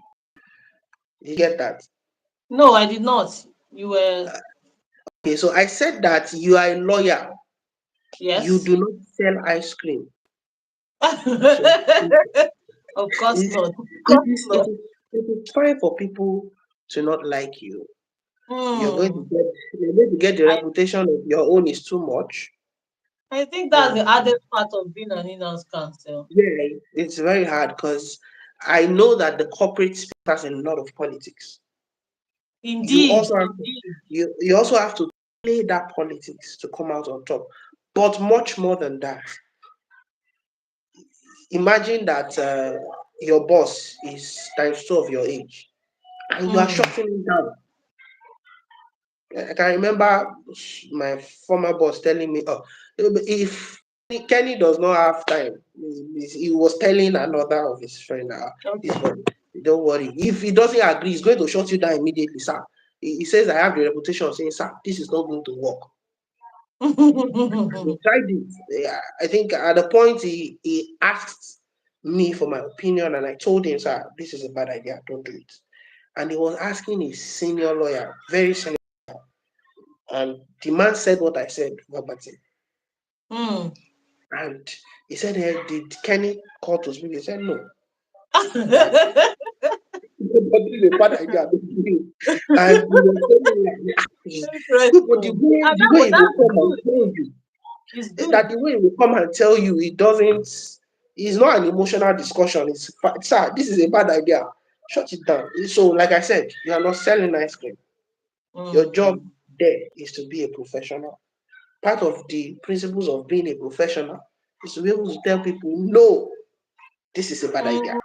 Mm. So if you're a people pleaser, in-house is not for Don't you. try it. Don't try Mm. it. So people thought you are looking at it from too broad a perspective. In your department, Mm-hmm. your work ethic, because trust me, if you're going to excel as an in-house counsel, it's a lot of work ethic. Crazy. I don't think that because you're not in-house, you won't be doing extracurricular reading. You will. If you value good work, it will In always fact, be advantage to you. I've just started another professional course that I would never have done if I didn't have You this see, job. I as a last month I had to do a crash course on a wide range of now oil and gas specific contracts Mhm. drafting, etc. And I'm talking 3 days of almost 12 hours per day. Wow. You understand? And that is not the only one I want. I want to do international ones. So don't think that because you're not in house, it's an easy road. You will. It's the same dedication in litigation it takes. You're just channeling into different things. You Mm-hmm. understand? So if even in your department, so because you are the one that always where I was coming from before, I was sharing my office with the audit department. Okay. And and you will walk in and say, "Ah, I put my no guys together. Exactly. That's Anytime what I wanted to say. That all these guys are just cutting everything. that Cutting, you cutting, guys are always cutting, shutting cutting. people down." And so and you know, people pleasing, you have to you It's need not to part of know the job. how to say we are not doing this, this is not going to work, that is not going to work. Sometimes the people you are going to tell give instructions. It's not even advice now. Because a lot Mm. of times when you're in-house, it's not even advice anymore, it's instructions. You're telling department leads to you can't do this, you will do this. Advice, you can take it. Instruction, you must take it. They are Must do different it. things. You Mm. understand? So you're giving people that are professionals instructions. You can't do this thing this way, you can't do this thing. Sometimes we are Africans, it gets to people the wrong way. Yes. You understand? So like I said, Yeah. the goal is not to be liked, the goal is your To be clients, efficient. the business. In Mm. short, sometimes this is going to sound counterproductive, but just listen to, or it's going to sound contrary or Okay. contradictory, but just listen to me. Sometimes you will disagree with management to protect your clients. A lot of times people forget that the company is your client, the Okay. directory. Wow, that's a smart way of putting it. The Disagree with company the management to protect your to protect client. your client. Directors come and go, the company stays. Mm. Perpetual succession. You understand? So a lot of times, sometimes you need to say, management, this is not going to work. Sometimes I have had friends that have had to do a little bit of code to protect the business because you can sit down and naturally chat and say, out of the 10 outcomes this thing might have, only two is good, and the chances of it favoring my clients, the company, is very low. You understand? Mm-hmm. At that point, you will need to protect your client. That is your job. Yes, Very very important. important. Very important. And you know, as you are saying this now, sorry to interject, I just recall that, in fact, in the early days of my of being an in-house counsel, I recall that I was called into a management meeting because my boss was not around, and I was asked to review. We were reviewing a contract that Mhm, had almost been nearly executed by the past management. So the new mhm, management was saying, no, let's look at it again. So they were asking that what's the benefit for our establishment mhm. in this contract? And it was a no benefit contract. Contract. I don't Not know very how good. we scaled through to that stage. You know, we were literally, it was a build up, operate and transfer thing, and we were to give the company land to build, and they were going to operate it for 25 years with no That's nice. return to us at all. Then they were going to That's transfer it. Now, you know, after 25 years, they're going to transfer a dilapidated structure to us. If obviously, we want to make obviously. anything from it, we have to renovate it and all of that. So the management was now asking that what's now our own gain? In the interim, there should be something coming to us and all of that. Funny Yes. thing is, after I'd advised and I'd said, yeah, this is true. This thing is onerous. This is what should be done. Blah blah blah. I'd said my piece. When I came out of that meeting, because the contractor that was pursuing the contract was You know someone somebody that knows connected somebody with that me, knows you. so he saw me that I'm the lawyer. So when I got out, he was now speaking to me that, Madam Lawyer, when is our contract going to be ready for execution? This. So in my mind, I was thinking, if only you knew. If You know only you that knew what I said in the meeting. Because he was speaking to me as if I'm now his supporter, that I'm the one that will expedite the that execution of the happens a lot. contract. I just gave him one holding response and walked away. But in my mind, I was thinking, if only you knew what we Yes, discussed in the so, meeting, you know that so I'm not, it, I'm not your it, friend. You it's know. one of the age-long lawyers and liars things, and Mm, I think a lot of times when you look at it, the moment you are able to be clear about whose interests you're there to protect, mm, or the number of people, okay, I'm here to protect this person's interest, I'm here to protect the moment you're clear about that, and you're able to channel your knowledge, your expertise to that and mitigate risk is very important. Like you too, in short, this one they had done a few of back and forth on the contract. I just woke up one day. In short, it was one of those 7 a.m. I just got to the office on Monday and I was looking through the contract. I wasn't reading it because somebody already told me they've reviewed with the other party. But I okay. said, let me just look at it one last time. And before 12 that day, we did two meetings on that simple contract. And I had to change key clauses inside. And the project manager was saying, why am I looking at it this way? I said, well, sit down, let me explain. And by the time I was done, you were like, "Dad, you didn't look at it like that." But I said, I know, it's normal. Mm-hmm. It's normal. The reason is you the way it works on paper and the way it works in real life, they are not almost always uh nexus. They sometimes they don't look alike. So it takes looking, but like you said, so you have to be able to put your foot down. Another skill you need, this is very important.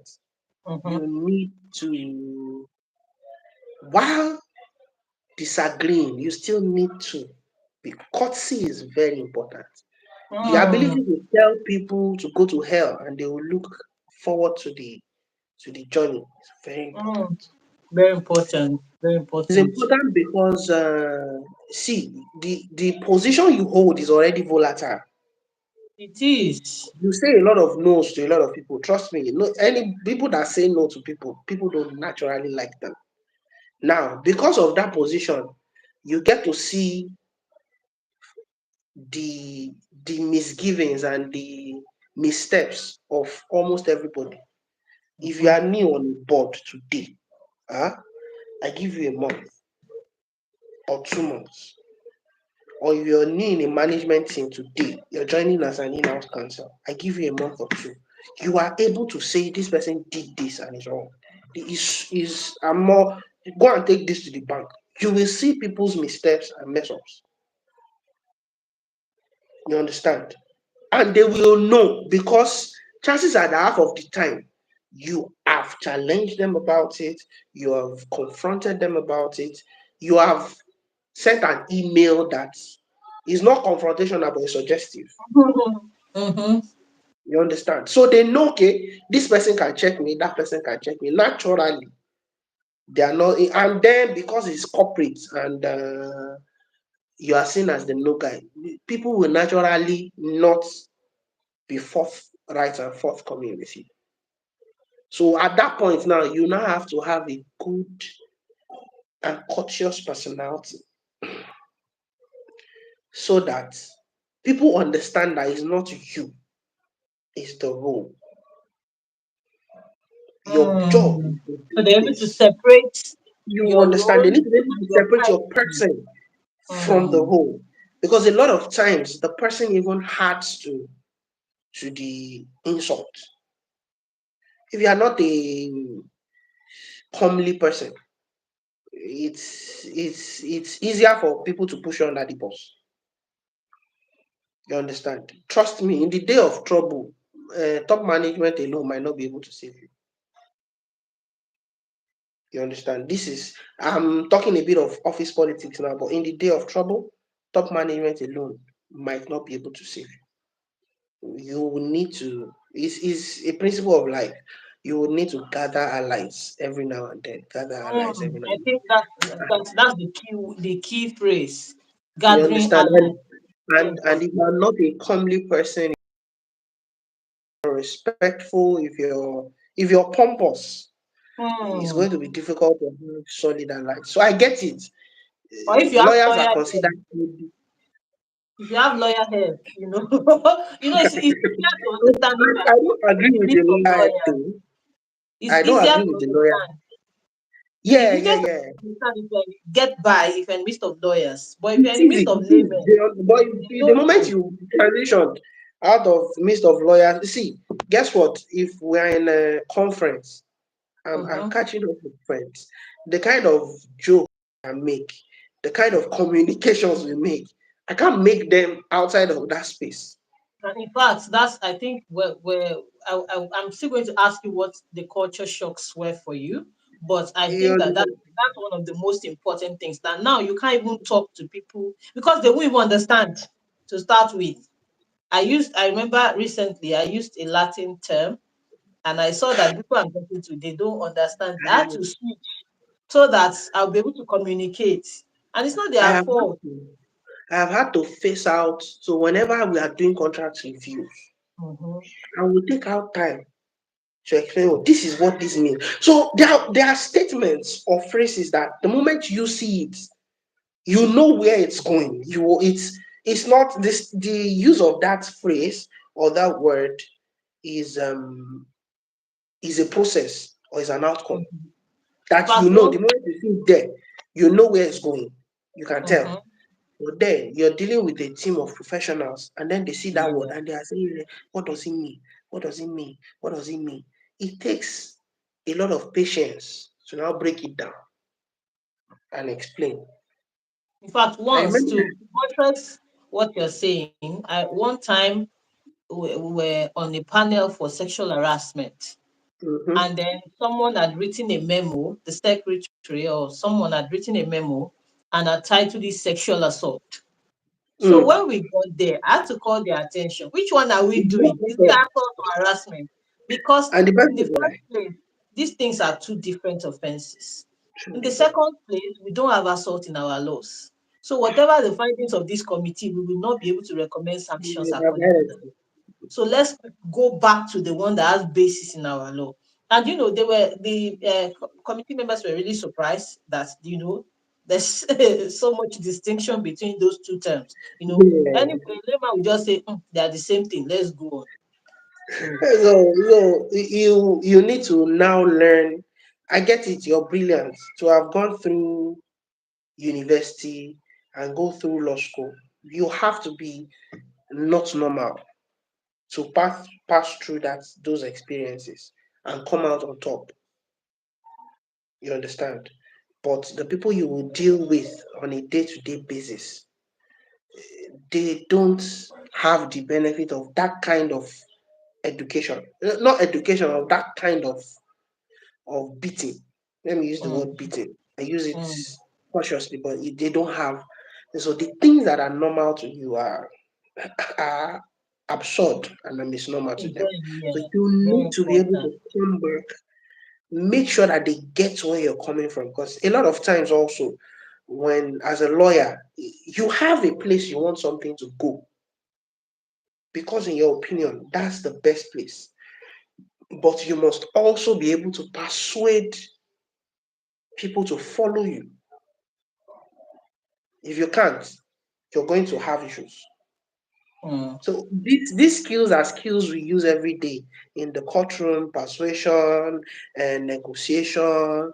They are skills we use every day, but the extent you use it in house surprise you. But like I said, you have to be able to disagree respectfully.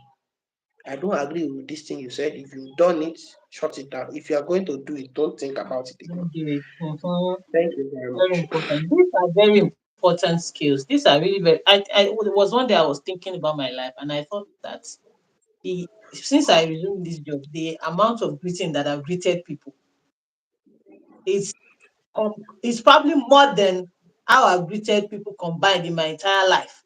Like everywhere you talk, good morning, sir. Good afternoon, sir. And they take it like they're taking notes. They're In taking fact, notes. I'm always bending the knee, bending the knee, bending the knee. And one day I was looking at myself, this one is a job of greeting. You have to give You be in court and you are standing shoulder to shoulder with senior advocates and changing it ah, for you. in fact, you can't even do that on this job. Eh? So I'm so grateful. I'm thankful that the skills that you have highlighted, they are the most important skills that you need for day-to-day running. Speaking the language of the room, being courteous, knowing how to tell people to go to hell and they look forward And to to look it. forward to the Knowing journey. how to say no, not Honest. understanding that not everyone will like you because you are like the no machine in the room, in the Yes. establishment. So these are very important things that any in-house person or anyone looking to it should consider and should develop. So let me ask you, what's your biggest culture shock so far on the job? You've been Hey, you've been an in-house counter for at least about, oh wait, let's even five, dig, 4, 5 years now. yeah, about 4 5 years. So what's your biggest culture shock? The question is Mm. two-fledged. What is Mm-hmm. your biggest culture shock? When I say culture shock, what I mean is what you never expected, or maybe a misconception that you had, and then you got on the job and saw that it's not that way at all. That's one. Then two, what do you think is the biggest misconception about in-house counsel, being an in-house counsel in Nigeria? And Okay. what's the real picture since you are inside? Okay. So biggest culture shock is is the amount of confidence reposed in you. Hmm. Is humbling. Somebody is discussing transactions that are running into billions of naira, and they want your high on it. It's humbling because really, if you are coming from litigation, you probably are not having that kind of discussion. If you're coming from Mm-hmm. a law firm, you are not going to be involved in that aspect. All you know is you go to court, you come back. If you're even doing transactions, you know, it's not going to be to that level because the corporate transactions are they don't sometimes they don't even talk naira, they talk dollars in hundreds of thousands. So that is humbling. It's a culture shock. Okay, so maybe because of my background, Mm-hmm. every time somebody says something, I'm always looking. Okay, what if this person is wrong? What? Okay, on the off chance that the person is wrong, you're an expert, everything, and or what if this person is wrong? And then I think it happened to me, and I was like, I'm telling these people something. We had a meeting, and I came up with a game plan. Hey, we should do this, we should do this, we should do this, we should do this. And I was thinking maybe they will run it by somebody, but they did it. And immediately they started actioning those plans.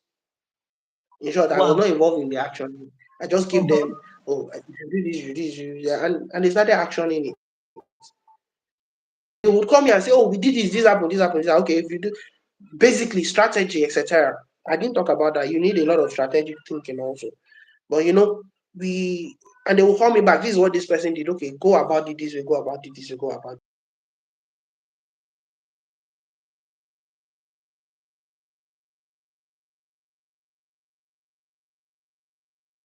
Sat down to think, what if this guy is wrong?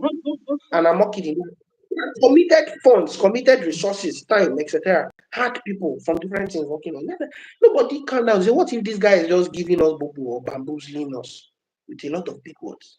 I won't do that, Of course, God but forbid. because I think like that, I tend to think, okay, maybe because sometimes I have imposter syndrome. Sometimes it happens to me. It takes a lot of effort for me to get out of that space and say, okay, you are actually, after meetings, I'm like, okay, nobody said anything contrary.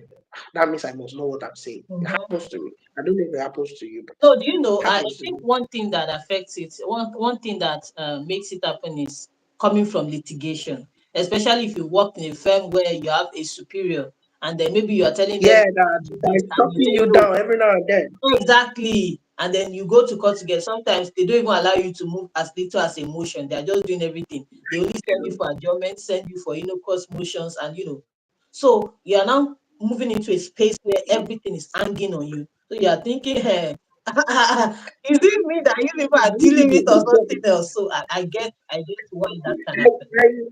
I, I do pretty good drafts. So I love transactions. I've always loved transactions. It's funny because I didn't get contracts when I first did it. I passed. No, I didn't pass, but I didn't get it because Sage felt like I was reading a book out of the But Saki was 1800s. It sweet didn't make though, with sense. all those scenarios. Yeah, I know. I I didn't know. get contract I at first. I think it's I probably had because of to. who taught it. Yeah, I had to go back and reread Sage too. But I think subsequently I got contracts. I got transactions, and I love it. You know, and I write good. I write good. My wife is a lawyer too, and when I write, she says, "How do you?" Even though to me, it looks like every day. And I remember the first time I would write in a law firm. My boss said, "This your love letter is sweet, oh." I'm What boiled. does that mean? I'm boiled. I was ranting and when it finished writing and I read it, I was like, okay, no problem. I'll keep working on it. You Okay. understand? And subsequently, I would look at. I used to say that my mentor, he has that ability to. You've read Akiri Dolu's letters before. Have I? I'm not sure. Maybe you send me one after Oh, the. I don't think I've read it. amazing writer, amazing writer. One Oh, of I the read few people one. that I think when they were doing this Amoteco issue, there's a public letter I no, wrote. I think I read that. That's probably the yeah, only but one. I take out time to read his letters because I like his. He has the ability. He's uncanny, an ability Mm. to transfer his thoughts exactly into writing. You get it. So I had a mentor who could do that. If he wants you to be scared, he Okay. can the level of fear through his letter. Is that precise? So, and That's I was like, okay, I'm gunning for this, I'm gunning for this. And so, but I'm coming from a law firm. If I write 5 pages of letters, somebody will come and say it's not good enough. mm. And so I remember the first letter I wrote as an in-house. My CEO had to come and say, Kenny, it's not fine, calm down. Oh, Just Lord. 3 pages. He said the 3 pages is too loaded. You don't want to kill the person that will read it. I said, what does she say? The letter you just sent now, I get it. We are trying to recover something, but this is going to make the person, and then you now have to be game planning. Okay, what do I want this person to feel from this letter? So all those little things, they were shocks, Mhm. shocked me. I would do an email and they'd be like, oh, good one. Now, like I just wrote 10 lines of reply. You understand? So that took me off my feet. Mm. That was shocking. Your second question was about what? Is The that second part what of the is the question. misconception that people generally have? Now we've talked about your Okay. own culture shock. Now, conception that So people have about in-house counsel that's not true now that you are inside and you know. so that misconception is one. People tend to think that in-house counsels are lazy or they Hmm. are, or they are not intellectually verbose. I used to think that when I was outside. God forgive me. Yeah, I almost, in short, I thought that too. They will say something like, "Oh, just leaving house counsel for lady lawyers now. It's not stressful." You Hmm. understand? And I've been an in-house counsel for some time. Trust me, it is work. Hmm. The sheer amount of things you have to have a handle on. If you don't know how to manage people, eh, and they make you company secretary, you will fail. Hmm. It's not, True. it's not that you might, you will fail. Because 70% of your job as a company secretary is interacting with the board members and stakeholders and holding them together. You are basically holding that together. You are managing people that are ahead of you. So if you don't have some skills, you fail. It's not easy. You think that it's easy to be an in-house counsel until somebody gives you a 300-page contract to Hmm. review, and they give you a deadline of a week. How do you go about that? And they'll take your review, hook, line, sinker. You understand? Lawyers looked at it. The lawyer has Lawyers gone said it. through it one time. Mm-hmm. Do you get? There are Yes. skills, there are shortcuts, there are ways to go about these things. There are things to watch out for, etc. For each type of one. But still, you will still have to read through that old document. I agree with you. So it's misconceived. Oh, in-house lawyers might be a bit. They are. It's not a laziness thing. Is that the person has now traded one thing for almost 100 things, and Mm-hmm. he has to succeed at it. So let me give you a simple example. You have litigation cases. I recall that I applied for a role with Airtel, and what they were Okay. looking for was just somebody to manage their litigation. Just manage their litigation. You're not going to handle contracts. Just your focus is just litigation. So you're going to be the point of call person for all cases and matters. Because Airtel is big, they can afford that. If you have a team of 5, all of you have to wear that hat. You as the team lead have to wear that at the most. It means when you're doing meetings with law firms, you have to come correct. You must know. In short, let's even start from the simplest thing.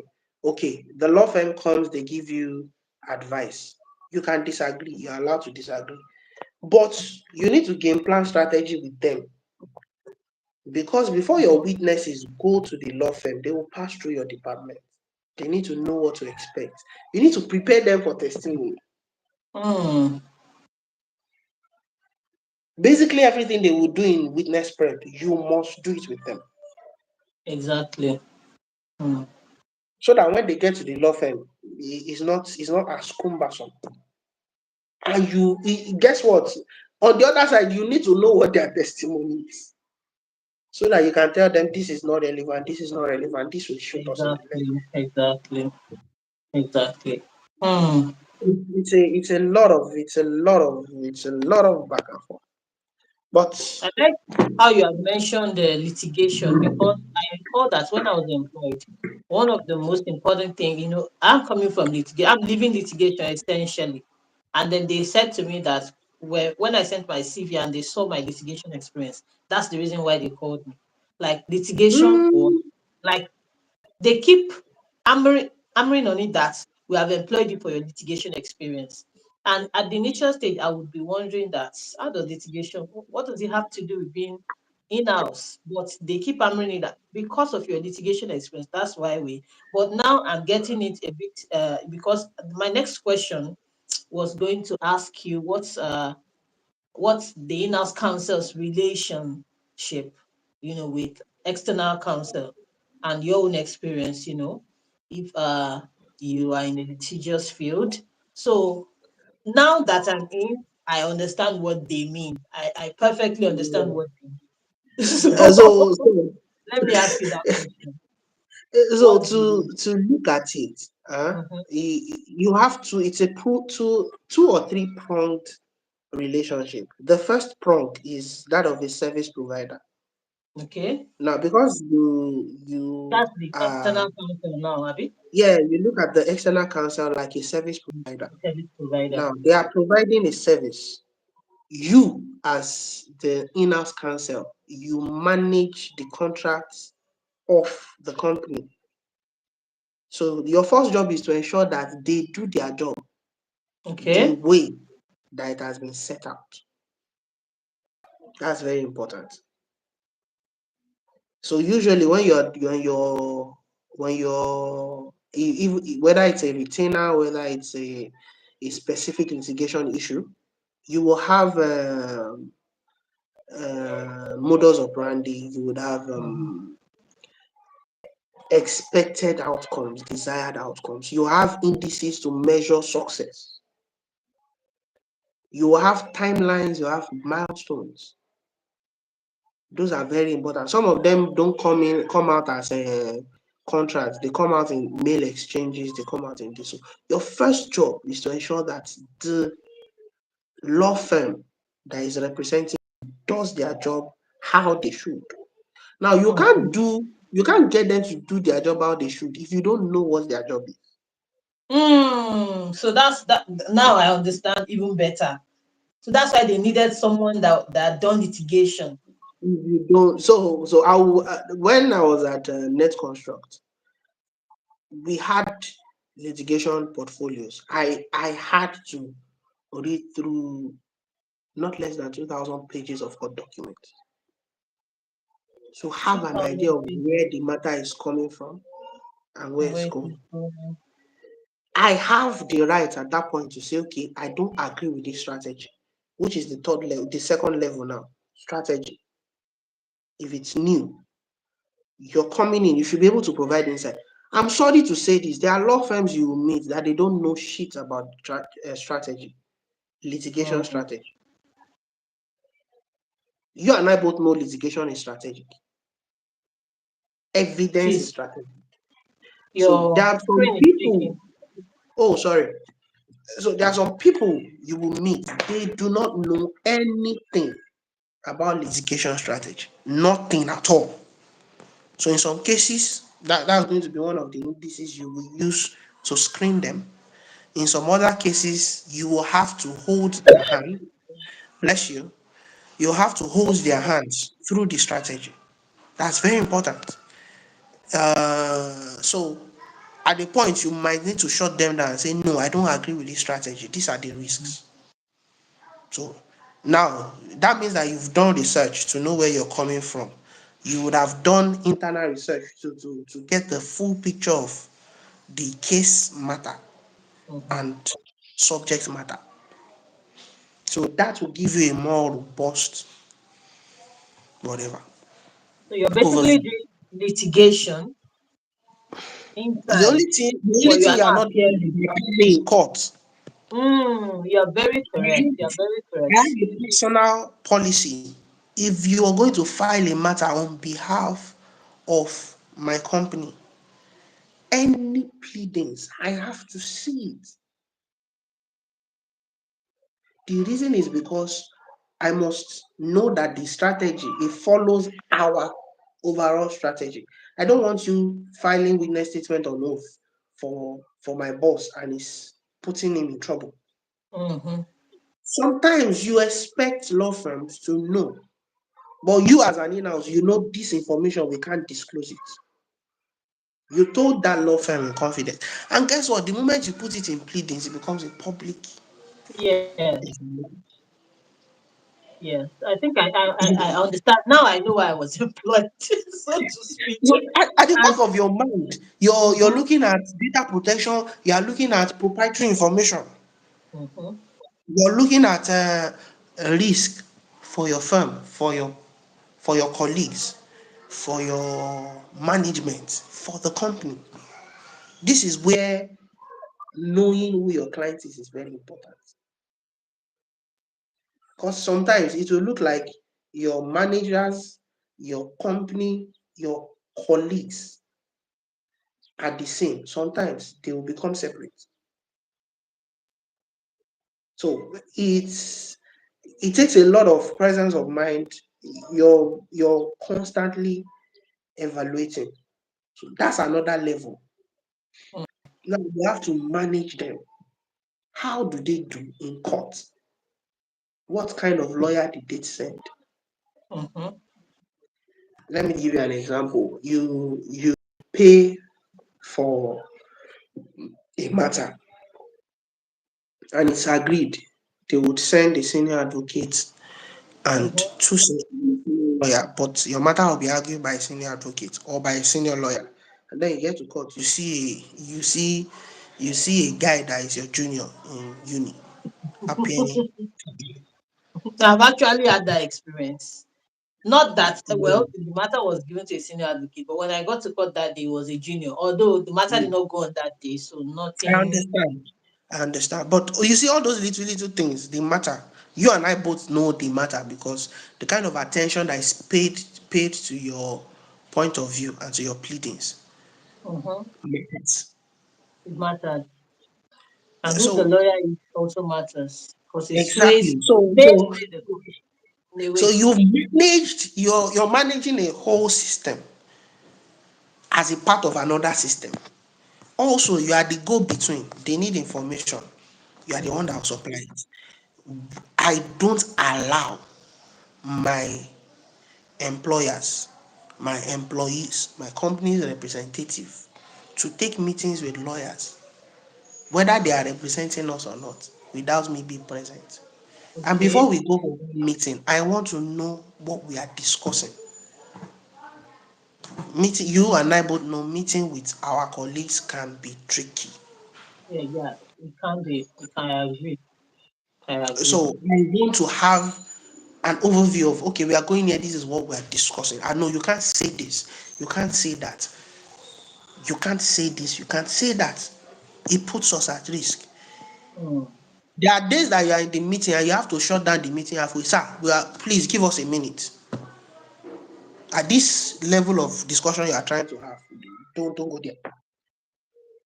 Do you understand? It Yes. seems it doesn't do much, but between me and you need to have an understanding of how the court systems work. Because trust me, there are days that you want court orders. They've done the hard work, they've lifted it for you. You want the order, and then now you you have to go and get it yourself. So it's a wide range of, it's a robust interaction. Speaking of, I was at the Federal High Court yesterday to get something, and the external counsel had done the heavy lifting, so we were Mm-hmm. waiting for them to get us the order of court. Yeah, So, but we can't wait because we need to have our own meetings out. So I had to go and get it. In fact, I had to exactly, pursue the process. It took about a month, but eventually I was able to get it yesterday. And exactly. I'm now understanding why, when we have criminal matters, my boss, my superior is always insisting that I be in court. Yeah. Sometimes I'm wondering, I'm What not am the I one going to prosecuting the do? matter. So it's like we're Yeah, watching brief. So because you're watching me. there's I like a I low had trust to situation. I've had to shut down my lawyer courts before. Wow. You understand? They were trying to go a certain way. The court took a recess. I had to, if you do that again, and I had to escalate. Sir, this person that came, I don't think he understands this matter. Mm-hmm. You understand? This person that came does not understand this matter. So let me share a personal experience. We had a matter we were doing, and we're doing it in like 5 courts or 6 courts. Okay. And because it's of the kind of matter it was, we were also pursuing it using the police. Okay. It was a land Your disagreement screen is thing. shaking Yeah. again. So can you hear? Oh, sorry. So it was a land disagreement thing, and we were doing multi, because the land was worth a lot, and we had a senior advocate on retainer for the matter, and there was a day we were going to have a meeting in AIG's office, or DIG's office. AIG's office. We're going to have that meeting. For the AIG offices, the senior advocate was sent his most senior guy, you know, but he came late. We had started the meeting. Okay. So he was seen on me addressing the AIG on the matter. And then when he came in, I just naturally deferred and said, oh, so he just automatically picked up from where I went on. And then by the end of that week, his boss was telling my boss, wait, this your guy really has a handle on this matter.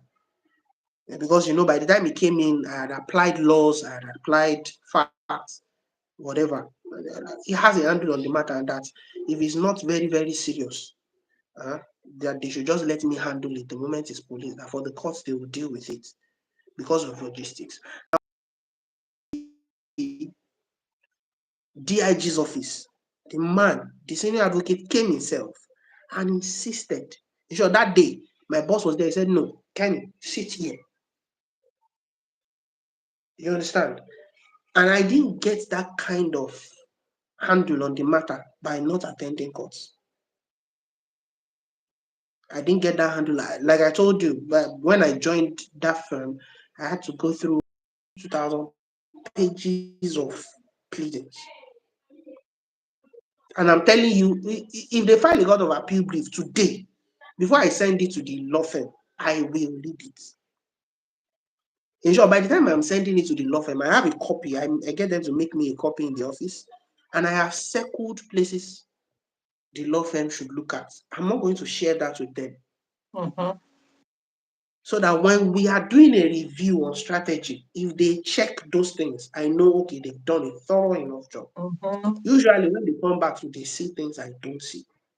You Yeah, of understand? course, But of course. between the two of us, we've All been able hands to are come on up deck. with a Mm-hmm. robust argument. So, like I said, if you are going to manage litigation, you need to know what you are managing. Mm-hmm. I think And that. Mm-hmm. trust me, what they taught us in law school about litigation and what is happening in real life, they are they are they are far apart. They are poles apart. Apart. Because So until you're actually in it, practicing it, you will not know some of these things. you won't know some things. So Yes, yes. that's my Thank answer you to so your much. question.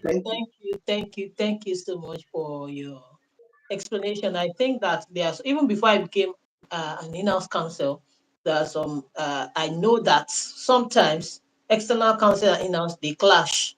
They clash a Oh, lot. I think it's like a going thing in the legal profession. People often talk about it. So, but now that I'm in, I think it's for me really. There hasn't been much of a clash, so to speak. The criminal uh, matter. so so I already told you earlier that a lot of litigation lawyers Mhm. consider in-house as maybe washouts, people that didn't succeed at litigation. It's not so. Once decided I can't take this waste of time. Now, if you have that kind of mindset, Mhm. there's a tendency of looking at. So I will share a personal experience. My uncle is a lawyer. He worked in litigation for about 2 or 3 years also, but went in house. Okay. Well, he's been working with Blue for years. You understand? He has a solid handle on it. And we're comparing books, and senior lawyers will want to say he's senior. If he was in litigation, he would be a senior advocate too. He has colleagues, friends that are senior advocates. And so he says he comes back and says, oh, because that person has the silk now, he wants to look down on him. Of course. It's an Mhm. expertise thing. I'm an expert. You can have experts in litigation. I am an expert in this subject matter. There are things that I know that you will not know. Mhm. I believe, me personally, the moment I sense this that kind of bias for a lawyer, for a litigation counsel, I shut it down. That's one. Two, the next thing I do is I try as much as possible to not let that kind of lawyer into the fold. You see, as an in-house counsel, a lot of things is riding on your ability to collaborate. True. So if you are struggling for control with your own counsel on the air, I'm a litigation counsel, I am smarter than you. I've made comments on litigation issues before, and or I've appeared in court before, and litigation counsel on the other side is looking at me with a bit of condescension, and I'm laughing because I know I know my stuff. I know my onions. And I know that if I was in litigation and that person appears before me, we appear together, I know what I would do to the person. Or I know what I would do to the person's case. But because he's in house, no, it's one of those things, you move on. So Do basically, those are the indices.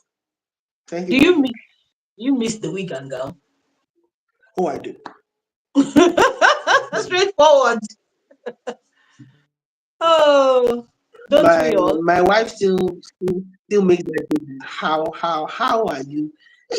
I love transactions. Mm. Put me in a commercial civil, a civil, and give me 2 days. I'm able to, okay, let's do this, let's do this, let's do this, come up with strategy. And it's funny because my friends will come and say, oh, Kenny, this, that. Oh, go about it this way now. And they come back and say, oh, we tried that your thing and it worked. You know, I still, like I said, I still consult for litigation here and there, but I miss the weekend. I miss the thrill of, Indeed. So arguing a case passionately. But it is what it is. I cannot. the the good thing about my own job is that I'm allowed to do litigation. Yeah, Yeah, outside of the you're job, of lucky course. In fact, I'm encouraged to do litigation to because do they it. just believe that if you're not in that litigation, that you're being in the litigation space enhances your delivery in Yeah, their yeah, own yeah, law as an in-house counsel. So yeah. it's really encouraged for me to continue. So my law firm is running, OM Livingstones and Co. And I'm still doing litigation. So well, I can't say I miss it that much, but I think that it's a fantastic balance because Mm-hmm. it's like what you experience here, you can import it into your work. Exactly. Then what you're experiencing in the in-house work, you can import it back into litigation. I think it's a Yes. fantastic balance. Another thing is, do you sometimes, what's the priority level for legal in your own industry or let's say in your company, for instance? Because I understand that there are companies where, they don't take legal serious. Or maybe it's legal that doesn't take themselves serious. I don't know. But I know it's a So running thing in some yeah. industries, So in some sectors. so um, how do I go about this? So for where I work, Yeah, I before you answer, just what I mean by serious is that there are companies where legal is the first port of call, and there are companies where legal is the last resort. Like, oh, we have done it, we everything have has now spoiled. added in trouble. Let's go to legal. So, what's it Okay, like for you? so it's different. For where I work, I actually they sort of co-opted me as part of the MD's office. Okay, So I have a high level clearance to matters. In short, I have the opportunity to walk into departments and say, okay, this thing, I heard you are doing it, shut it down. So okay, it's high level for here because one of it's how you know serious businesses. exactly. I agree. It is how you know serious businesses. So if you're working on $1 million transaction, uh, you want to dot your I's and cross your T's because Mhm. that's a lot of money. I'm not talking people that are doing 1 million overhead per month. The risk are not as much. You understand? Even for that people too, the risk is much because if somebody comes and shuts down your business, the 1 million becomes 10,000. Mm. But when you're working with professionals, people understand. Okay, this is what you do. You've dedicated your life to it, and you offer value. The advice you are giving, you're not giving it because you don't have something to say. You are giving it because it's professional advice. It's like having a doctor and not taking advice for when. So usually for where I work, the collaboration level is really high. In short, they bring the department in as early as memorandum of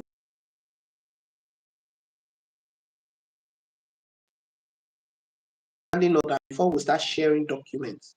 You find an NDA. Okay. So I get the details of the communications, which is what we use to sculpt the NDA so that it's matter specific before we start sharing. And the moment from then on, you are in copy of the communications. In some cases, you have to take over a portion of it. In some cases, you have to advise another department on. So that's what it happens. A lot of some companies don't think about it that way, and it makes the lawyer's job difficult. Mm. You understand? And well, you're a lawyer. Trouble is your work. So They are giving you So difficult work. 50, Just make whichever it, one, make it, whether they involve you from make it start a or point at of, the end. yeah, yeah, yeah. But if they are Also, I think involving you at the end, yes. one of the reasons that some businesses are wary of bringing lawyers in is because some lawyers are not problem solvers. Okay. See, as a Oh, the professional, screen is moving. sorry. So as a professional, you it's not just about seeing risks or problem. You have to advise on how to shut down the risk, mitigate it. Just going to your boss or your management with a problem. You are going there with something to solve that problem with. So the moment you move out of that, this is wrong, this is wrong, this is not good, space, and you are offering solutions, legal solutions to problems, it's easier for them to say, okay, before we now run into the problem, Mhm. let's bring these Let's people in come so to that you. they can, you understand? Now, at that point, you are now game planning, okay, this is the plan, this is how long it will take. Let's do this, let's do this, let's do that. So those are my thoughts on that, anyways. Okay, thank you very much. We're almost done. I have two more questions for you. The first Oh, question is that what's the most common legal problem that your industry that comes up in your industry, and how do you solve it as an in-house counsel? I mean, when I say how do you solve it, I'm not saying that this is what I do. What I mean is how has being an in-house counsel been able helped you to solve that problem? How has it affected that problem in your own view? Then the last hmm. question would be, if someone is looking to go in-house today, what are the things you would say to them? All right, legal problems. So The it's, most it's not common one. one, but usually, um, I think what I'll pick is still our judiciary. Okay. And How do you mean? the reason it's a legal problem is because, the cost of doing arbitration, Okay. commercial arbitration, while it is fast, it's a lot of cost. And it sort of disenfranchises, if disenfranchise is the word, Mm, small and medium businesses from fast justice. I, So I we I have a get what transaction you're of saying. 1 million or 10 million, and then I have to wait several months before I Oh get yes. justice. Mhm. It's an issue. It's a legal problem. Is let's do arbitration, but then if it's substantial,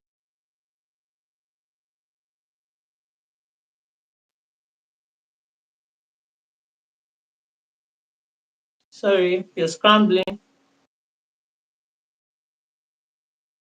Oh, welcome back. can you hear me? Oh, sorry. So one of the other legal problems you probably have is regulators. That one, the way to resolve it is to. Can you hear me? Okay, now we can hear you. I couldn't hear you for a bit. Okay. Oh, okay. Can you hear me now? Yes, yes, it's clear now. Okay. So I said one of the other problem you will have are regulators. They Okay. run wild and wild in every industry. You must figure out ways to figure out the ones you want to deal with, the ones you want to shut down, the ones you want to negotiate with, the ones you want to answer. It's a skill. Some of them are not useful for anything. If you get their certification, it won't make a dime for your business. Okay. Okay. This is where I now have to have the conversation of, as an in-house counsel, you must move from being a law professional to a business partner. Hmm. You don't just offer legal services, you must know the business, the industry, the quirks of what your company does. Very important. It is going to help you to be able to assess risk, project risk, mitigate risk. Very, very important. Very, very important. So now for the last question, if you want to go in-house, uh, I know that they don't in-house roles don't come up, they don't throw it around a lot. Like there's a law firm in Ikeja looking for 1 year post call. 3 year post score, LLM added Exactly. advantage, You know, ability to work under pressure, you need to work under pressure, competitive salary. competitive salary. You don't see solid in-house roles that way. Mm, And the reason is because they are highly contested. yes. You understand? They are And they highly mostly go by contested. recommendations. Exactly. Go a lot of recommendations. Last year, I not worked with structured a fintech's legal departments for a month. I was on leave, so I did that, and they wanted me to recommend somebody. And okay, check this Mm, person out, check that person out. That's the way in-house roles work. So number one, you need to put word out there that you are interested.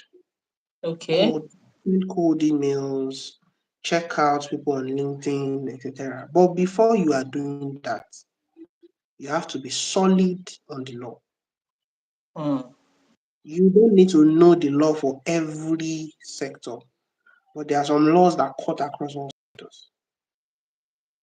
Don't think that because you are not going in house, you won't have to deal with the people. I will explain what I mean by the people. Don't think that because you are not going in house, you won't deal with normal aspects of law like torts, mhm. contracts. So let me even leave thoughts. Number one, your understanding of contracts must be airtight. Airtight. You will do it every day, it will become a third muscle. Just go and get Sagi So and read it from back to back. your understanding of contracts must be airtight. I know that there are proprietary contracts in quotes, but the person that I learned from broke down contracts to me. You see, those principles of contract, Offer acceptance, uh, privity, consideration for value, security, individual, mhm. lock it Intention to down. enter into No legal contract. relations. You Mhm. understand? The moment you can lock those five down, you can Mm, extend it. You I must know agree. transactions, I totally agree. how they flow, how they come, what they look like, what should happen. You must. The reason is because if you don't know those things, you cannot manage contracts. And if you cannot manage contracts, what You're use breaking. are you? Oh, sorry. Can you hear me now? Yes, I can, but your screen is frozen. Okay. Oh, sorry. It's a service again. So, like I was saying, if you don't know that, you can't manage contracts. And if you cannot manage contracts, there's no use as an in-house counsel. Mm. You That's the understand? most So important concept. that is that. There is the fact that you write a lot. You not Mm. as much as the writing will now be channeled and structured. You're not trying to persuade. Well, the reason Mm. you write is different. Sometimes you're trying to threaten, sometimes you're trying to get on the same page, but you would write. Your writings will not be verbose, they'll be concise, they will be Mm. Straight to the point. specialized and straight to Directive. the point. Mm. Nobody has time in house. They just want you to go to the point, deal with it, and move on to the next thing. So there's that. All these aspects of law that you think you didn't need, you will use You them. need them. Touch, Mm. touch. All the aspects of law you learned and thought, oh, no, don't worry. You will need them Mhm. because every now and then you will need to reach down into your pool of knowledge for one thing or the other. Don't think that because you are now in house, you will not deal with policemen. You will. Constantly. You go to the police I station, just finished dealing with you cause DSS. more trouble here and there. This is me being on the lighter note, but you cause more trouble here and there. If somebody walks into your company and slaps your employee, what do you do? Mm. If somebody steals your equipment or comes to harass your staff on site, what do you do? So you would do all these things, not as an unconcerned party. Now you're asking in the game. That's the difference. You would do all those. Oh, invited your boss at EFCC, even though you will Yes, go with our you have outside to do. counsel. Be there, Mm. be there. You don't know. Outside counsel might be, pardon my use of French, unfortunate. You understand? But you have to be there. You need a line on sight of this on these things. So that's one. Two, I will always advise, please understand the risks, because it is what you will do every day. Understand risks. Be able to spot it a mile away. Be able to spot it 1,000 miles away. It's very important, because when you see it, you can plan for it. If you don't see it and it shows up on you, you are trying to correct it. You're trying to now you are doing corrective and damage management Be measures. If you control. have So it seen should it, be you a can preventive. Your approach should be yeah, preventive, you need not your corrective. approach should be preventive. You can't prevent everything, but Mm. you should be able to prevent some. It can't be that all the calamities that happen to your firm in a year is only one you foresaw out of 10. You're not Mm. doing a good job. So you must have an ability to foresee You must. and prevent You trouble. must have an ability. Very important. Fantastic. So, Fantastic. as much as possible, improve your understanding of business running and business management, Mm-hmm. understanding how the business you are working with works. That's very important. Business models are different. The person you're reporting to is different. Mm. Industries have specific quirks. You need to know those things. Very, Mm-hmm. very important. So Thank you very that's it. much. Thank you Oh, very much. and you must be prepared to read. Mm. Read. A lot. Don't think that because you are now in-house, you won't do research anymore. In short, your research now is more dangerous because in law firm, they will correct you. Somebody is there to say no. Mm. Somebody is there to say no, that's Peer not the review. way I think we should go. In-house, the moment No it's coming peer. out from your mouth is the gospel truth. So if you are wrong, Mm. you've led the whole company astray. Train. Mm. So there you have it. Thank you very much. Thank you. Thank you very much. We have come to the end of the show, but we have a question. I don't know if you can see it from your end or I should read it out. Please read it out. I can't see it on my. Okay, so the person says, no more love. There's love. So he says or she says, please, my question is that is it advisable to start a legal career in a bank 1 year post call, or is a knowledge on litigation needed to succeed in that role? Thank you, sir. Mama. Yes. Did you get the question? Is it advisable to start a legal career in a bank 1 year post call, or do you need litigation knowledge? You so let's get something straight. Every decision you take has advantages and letdowns. I have friends that are lawyers and they are in the banks. I have colleagues and it is not for want of soundness, they are very sound. You understand? It's what you want. It's what you want. Even the banks have external counsel that they use. Getting the knowledge of litigation, the most efficient way to get it is to be practicing, but that's not the Mm, only way. okay. Take the time to go through pleadings. You will have an idea. You are an in-house lawyer, you go to court, you sit down, see what is going on. Sometimes you will be able to project where the thing will end. You sometimes you'll not be able to. I remembered when I was a young lawyer in SOD solicitors. I wanted to, so because I had a huge workload, I was going to be carrying my laptop to court because I was the opinion that I'll just sit down in court, you know, and then I'll wait 2 hours before they call my matter, or 3 hours, and then I'll be on the road again. My boss said, no, that the reason you are there is because whether you know it or yes, you will learn something new. Mm-hmm. It's not because sometimes it's not even is in the manner of putting the matter forward. You learn something new, and you follow a matter up. So it not to get litigation experience, you don't necessarily have to be a litigator. Okay. It will take some extra intentional effort on your side. So that will mean that okay, I am not a litigator. I want to learn litigation. You might have to become friends with people that do it every day. Number one. Number two, you want to be able to read things every now and then because a lot of the things that happen in litigation now, the moment you see the pleadings, you can tell where it's heading. Number two, every opportunity you get, be in the court, see what is going on. You will learn a lot from that too. So, yes, if you have an opportunity to go to the bank, like I said, if you don't know what the litigation looks like, you can't manage it. I will Mm. not take that back. So you need to know what litigation looks like.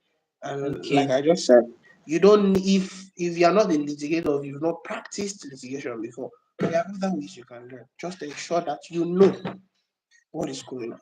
Thank you. Yeah. So the answer from what I gain from your answer is that yes, you can start your legal career in a bank 1 year post Yeah, four, and yes, knowledge on litigation is needed.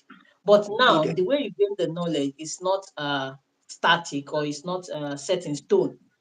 It doesn't have to be your own practice experience. It could be what you have observed, what you have learned by observation and by Mhm. interfacing with litigation, by being in court. You went for externship.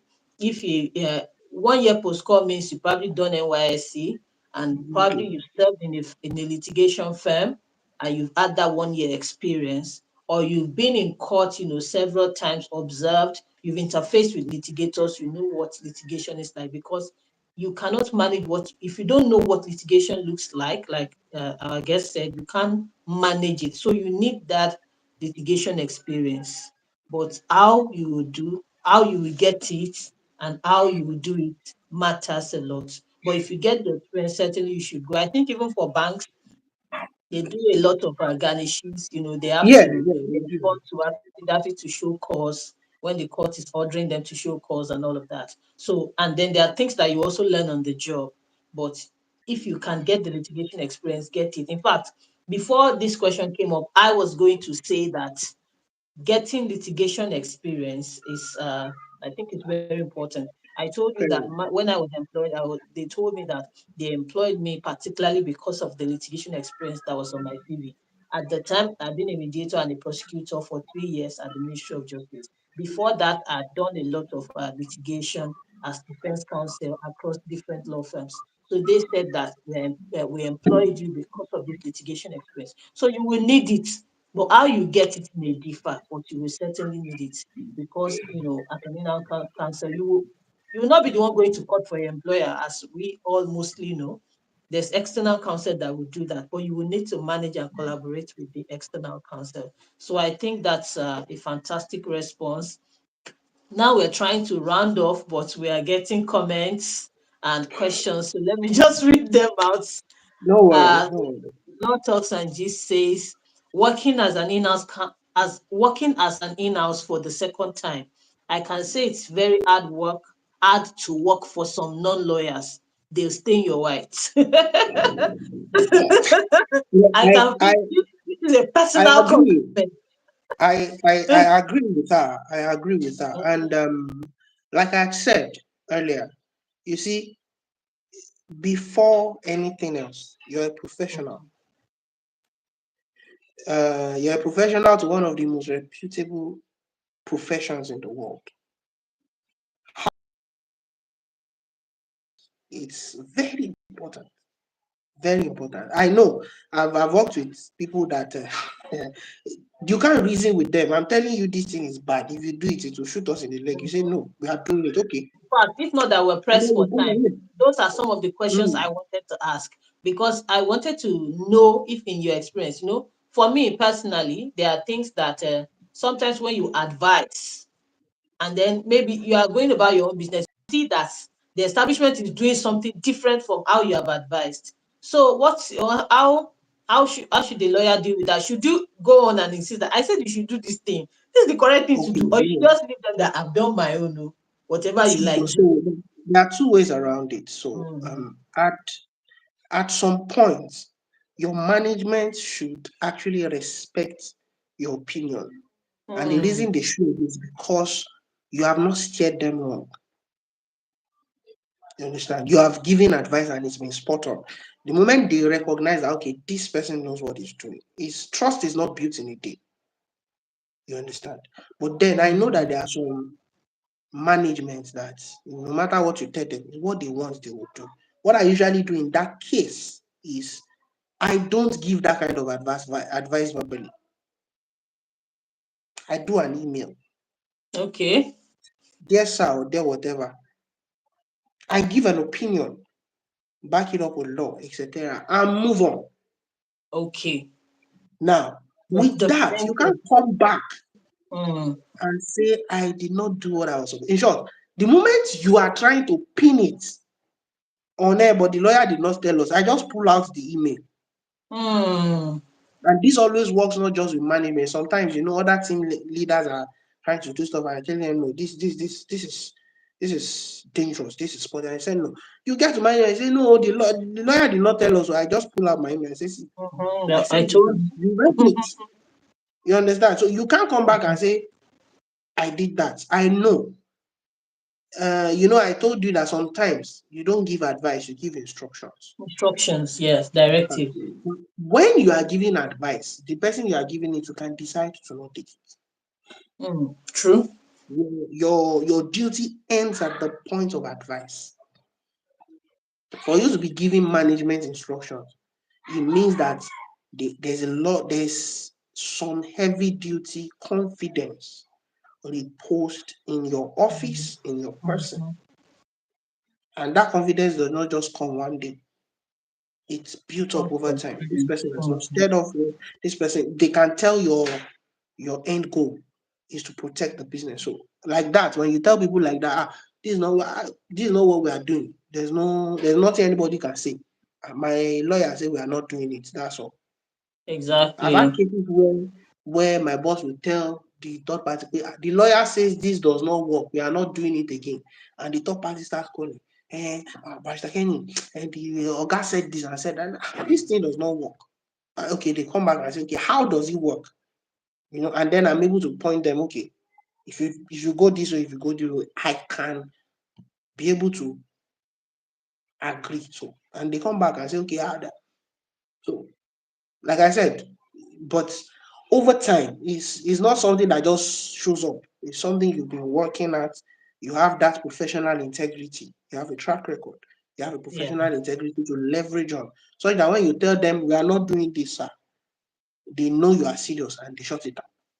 Thank you. Mm. Very important. Thank you very much. We have some other comments, but we really need to round up. I've held you up for like 3 hours. So Salma Bush says, can a lawyer of 20 years start litigation by attaching yourself to a chamber with lawyers that are your juniors at the bar? I think the answer is yes. The answer is yes. You are the one Mhm. that need knowledge. You can, like I said, learning learning happens everywhere, can happen Everywhere. everywhere. At every. You see that this person has something. I've done it before. The guy is now, I think he's doing his masters in Oxford. Okay. Solid guy. Need to sit down and say, yeah, show me. You understand? As I'm speaking to you, I'm trying to trying to get my hands on knowledge on corporate finance and project finance. Mm-hmm. That's another. I'm a lawyer. You'll be like, what's your business with it? But because of where I am now, I need to have understanding of it. I need to be able to know what to look out for. And I'm Shaking. learning it. Person that is teaching me is a corporate finance Shaking. professional. Oh, sorry. The person that is teaching me is a corporate finance professional. And Mhm. we are peers, but I sit down and learn under him. Of course. I remember the day that I had to Mm, call you for SPVs too. And you gave me like a whole master class on SPVs. It was a fantastic experience because I had even mistaken it for what's the other one? I've forgotten. There's joint ventures, I yes, had yes, done yes. joint ventures. So I thought that was it. And then when you now broke it down, I now saw that it's different, and it was really so learning can start at any time. People often write me on Battle with Ola. They say, they've been this. In fact, someone wrote me once. He was his brother to his I think his senior or junior brother to one of these popular guys in Nigeria who owns a media house and all of that. So he introduced himself. He was telling me that just retired from civil service. He wants to start his own law firm, to go back into litigation. So he watches the Mhm. channel and it teaches him a lot. I've had people mail me that they took a break, to raise their children, and now they want to go back into litigation. Matter of fact, there's a woman that had walked up to me at work, and she works in another establishments like mine, but she's with us on sabbatical, and she was like, she's been in civil service for so long, she's going to retire in a few years, and she wants to go into litigation. In fact, the woman, the way she talks, she's a senior lawyer, but she will tell you, "Oh, I don't know anything. Just help me. I want to get back into litigation."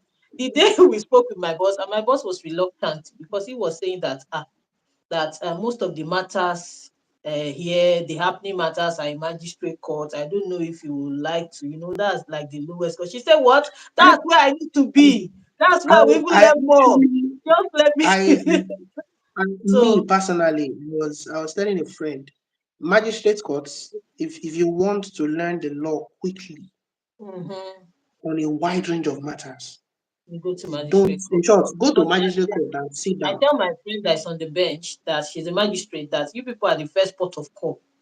You are the first contact with the society. So, like, You because her docket you is learn almost you learn full. procedure, you learn technicalities, you learn as quickly as possible So she before was because like, she's happy to do it. She's not even looking at status or anything like. No, so you can learn at any point. We have one more, and then we'll close. Anointed says that I just finished law school. I'm waiting for results and call to bar. I'm currently in a law firm learning pending my call to bar. That's good. I'm still finding it hard to know what I want to do. I need advice. okay, so I can relate with this person, and I'll tell you Okay. why. So I am a first generation lawyer. Okay. So my uncle I mentioned earlier is my mom's stepbrother. I I hadn't seen him for about 15 or 16 years of my life. So I basically had to, I don't know if that's the same case for you, but growing up, we didn't have a lot of lawyers to look up to To look up or to model or learn after. from. So, Mhm. and because there isn't that, when you got to law school, you will see some guys that's at law school, they knew where they were going, and it was not hard for Yes. them. They had people to channel, to direct, to this, to that. I didn't. You understand? So it's taking a lot of learning. But if since you've not figured out your interest by now, throw yourself at litigation. Mm, The reason is simple. If you don't want to do it later on, the skills you will learn, the advocacy they skills, are the transferable. negotiation skills, the persuasion skills you will learn. If you decide tomorrow that you're not going to be a lawyer again, it will still help you. Okay. That's That's a number one. fantastic advice. Piece of advice. Throw yourself at litigation. I'm not kidding. Do every aspect of litigation you can. Criminal litigation, civil litigation, commercial, matrimonial causes. Go as deep as you can. And when I mean throw yourself, I mean when they say this is the aspect of litigation we are dealing with, try and become a subject matter expert. You understand? Oh, this case, try and become a subject matter expert. Now, it's going to look like a lot of work, but what happens at the end is that you've gained some mastery. you've gained advocacy, you've gained negotiation, you've gained persuasion. Mhm. And the other side of it is that because litigation is wide and it's a law firm, you will see an aspect that calls to you. Could be criminal litigation, could be transaction. In Mhm. short, in commercial litigation is so broad, you have little subsections under it. Mhm. You'll be able to see something you have a flair for if the law firm is big enough. But trust me, you will see something that excites you. If it's banking, pick it, stick to it. But because you've learned litigation, because you know what the process looks like, you know what it looks like from initiating a matter to getting to Supreme Court. You Mhm. understand? When you are now an in-house, or if you decide to become an in-house, you have a skill that you can use in the new role you are taking on. It's that simple. I I wouldn't have my own professional experience any different. Mhm. You knew that when we were 1 year, 2 years post call, or there was nowhere my boss didn't get me to go. Thank you I was proving myself at litigation. I just shared an experience of how I got to Oyo, for your. a court in Oyo town at 9 a.m. You understand? There was no way. And cause trouble, explore. Very I agree. important. I Explore. agree. I agree. If, Most of if what I did in my first year, they are still working for me now. They are the transferable skills skills, from the skills litigation. you will learn, the information, the friends you make, the Exactly. people you would meet, the the experience Mhm. are things that till you die, you would use them. In short, some of them you will not know you are using them until after you finish using them. It's very important. Exactly. Exactly. And there are some that you will not even remember. Then you will not remember later that, oh, I've done something like this. You have some deja vu experience, much later. So, anointed per Christie. So, I hope that you get that. Throw yourself at litigation, and you might just be surprised what you'll find. And you will definitely find your own niche in the legal profession. So thank you so much, our special guest, for Thank you this very is much for about having me. 3 hours. Oh my God. We couldn't pay you if we wanted to. Thank you But very much. It's a I'm pleasure. so grateful. Thank you. Thank you so much for coming on the channel again. And thank you for this wonderful. Every time you come on the channel, it's a very expository and a very educating session. Thank you very much. So Thank you before very we much. close, just tell us where people can find you or how they can contact you.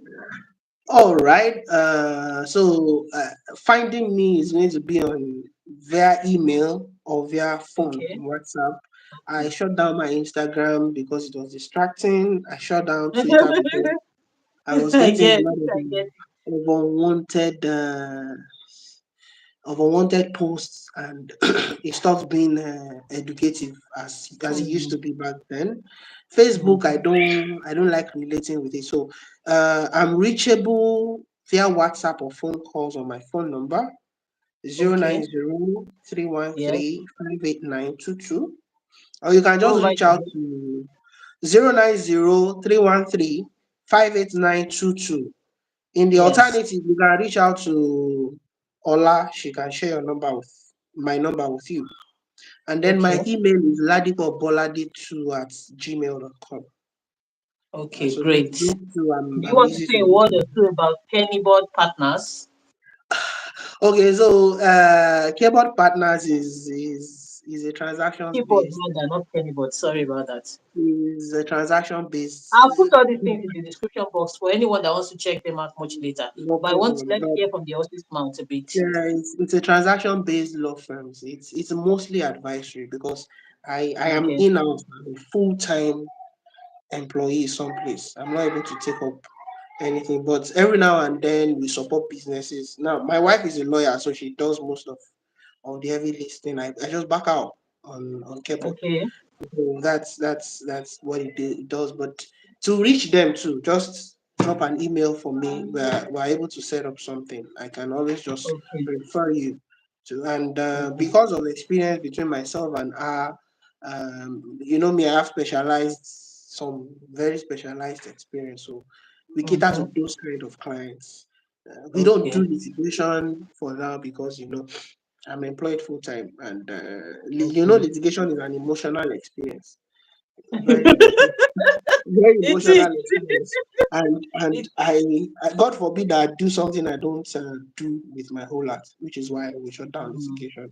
Every other oh, aspect of law that we can do uh, remotely, we do advisory, structuring transactions, etc. Corporate board, the entire full service, we do that. So, Kheybod is how I offer services to, or how we offer services to the entire public, so to say.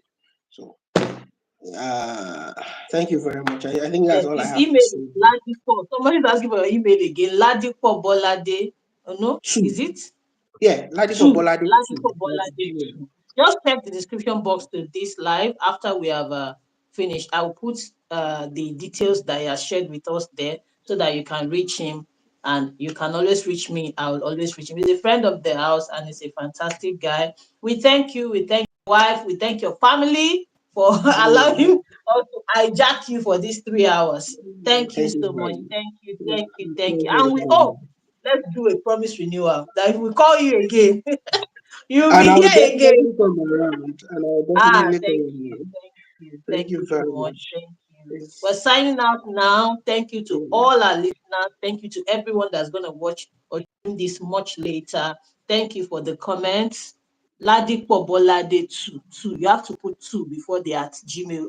Is it Yahoo or Gmail? Gmail. Gmail.com. Just check the description box, Salma. I'll put it there. So we're going now. Thank you. Bye, everyone. Thank you. Have a Bye, lovely guys. evening. Bye.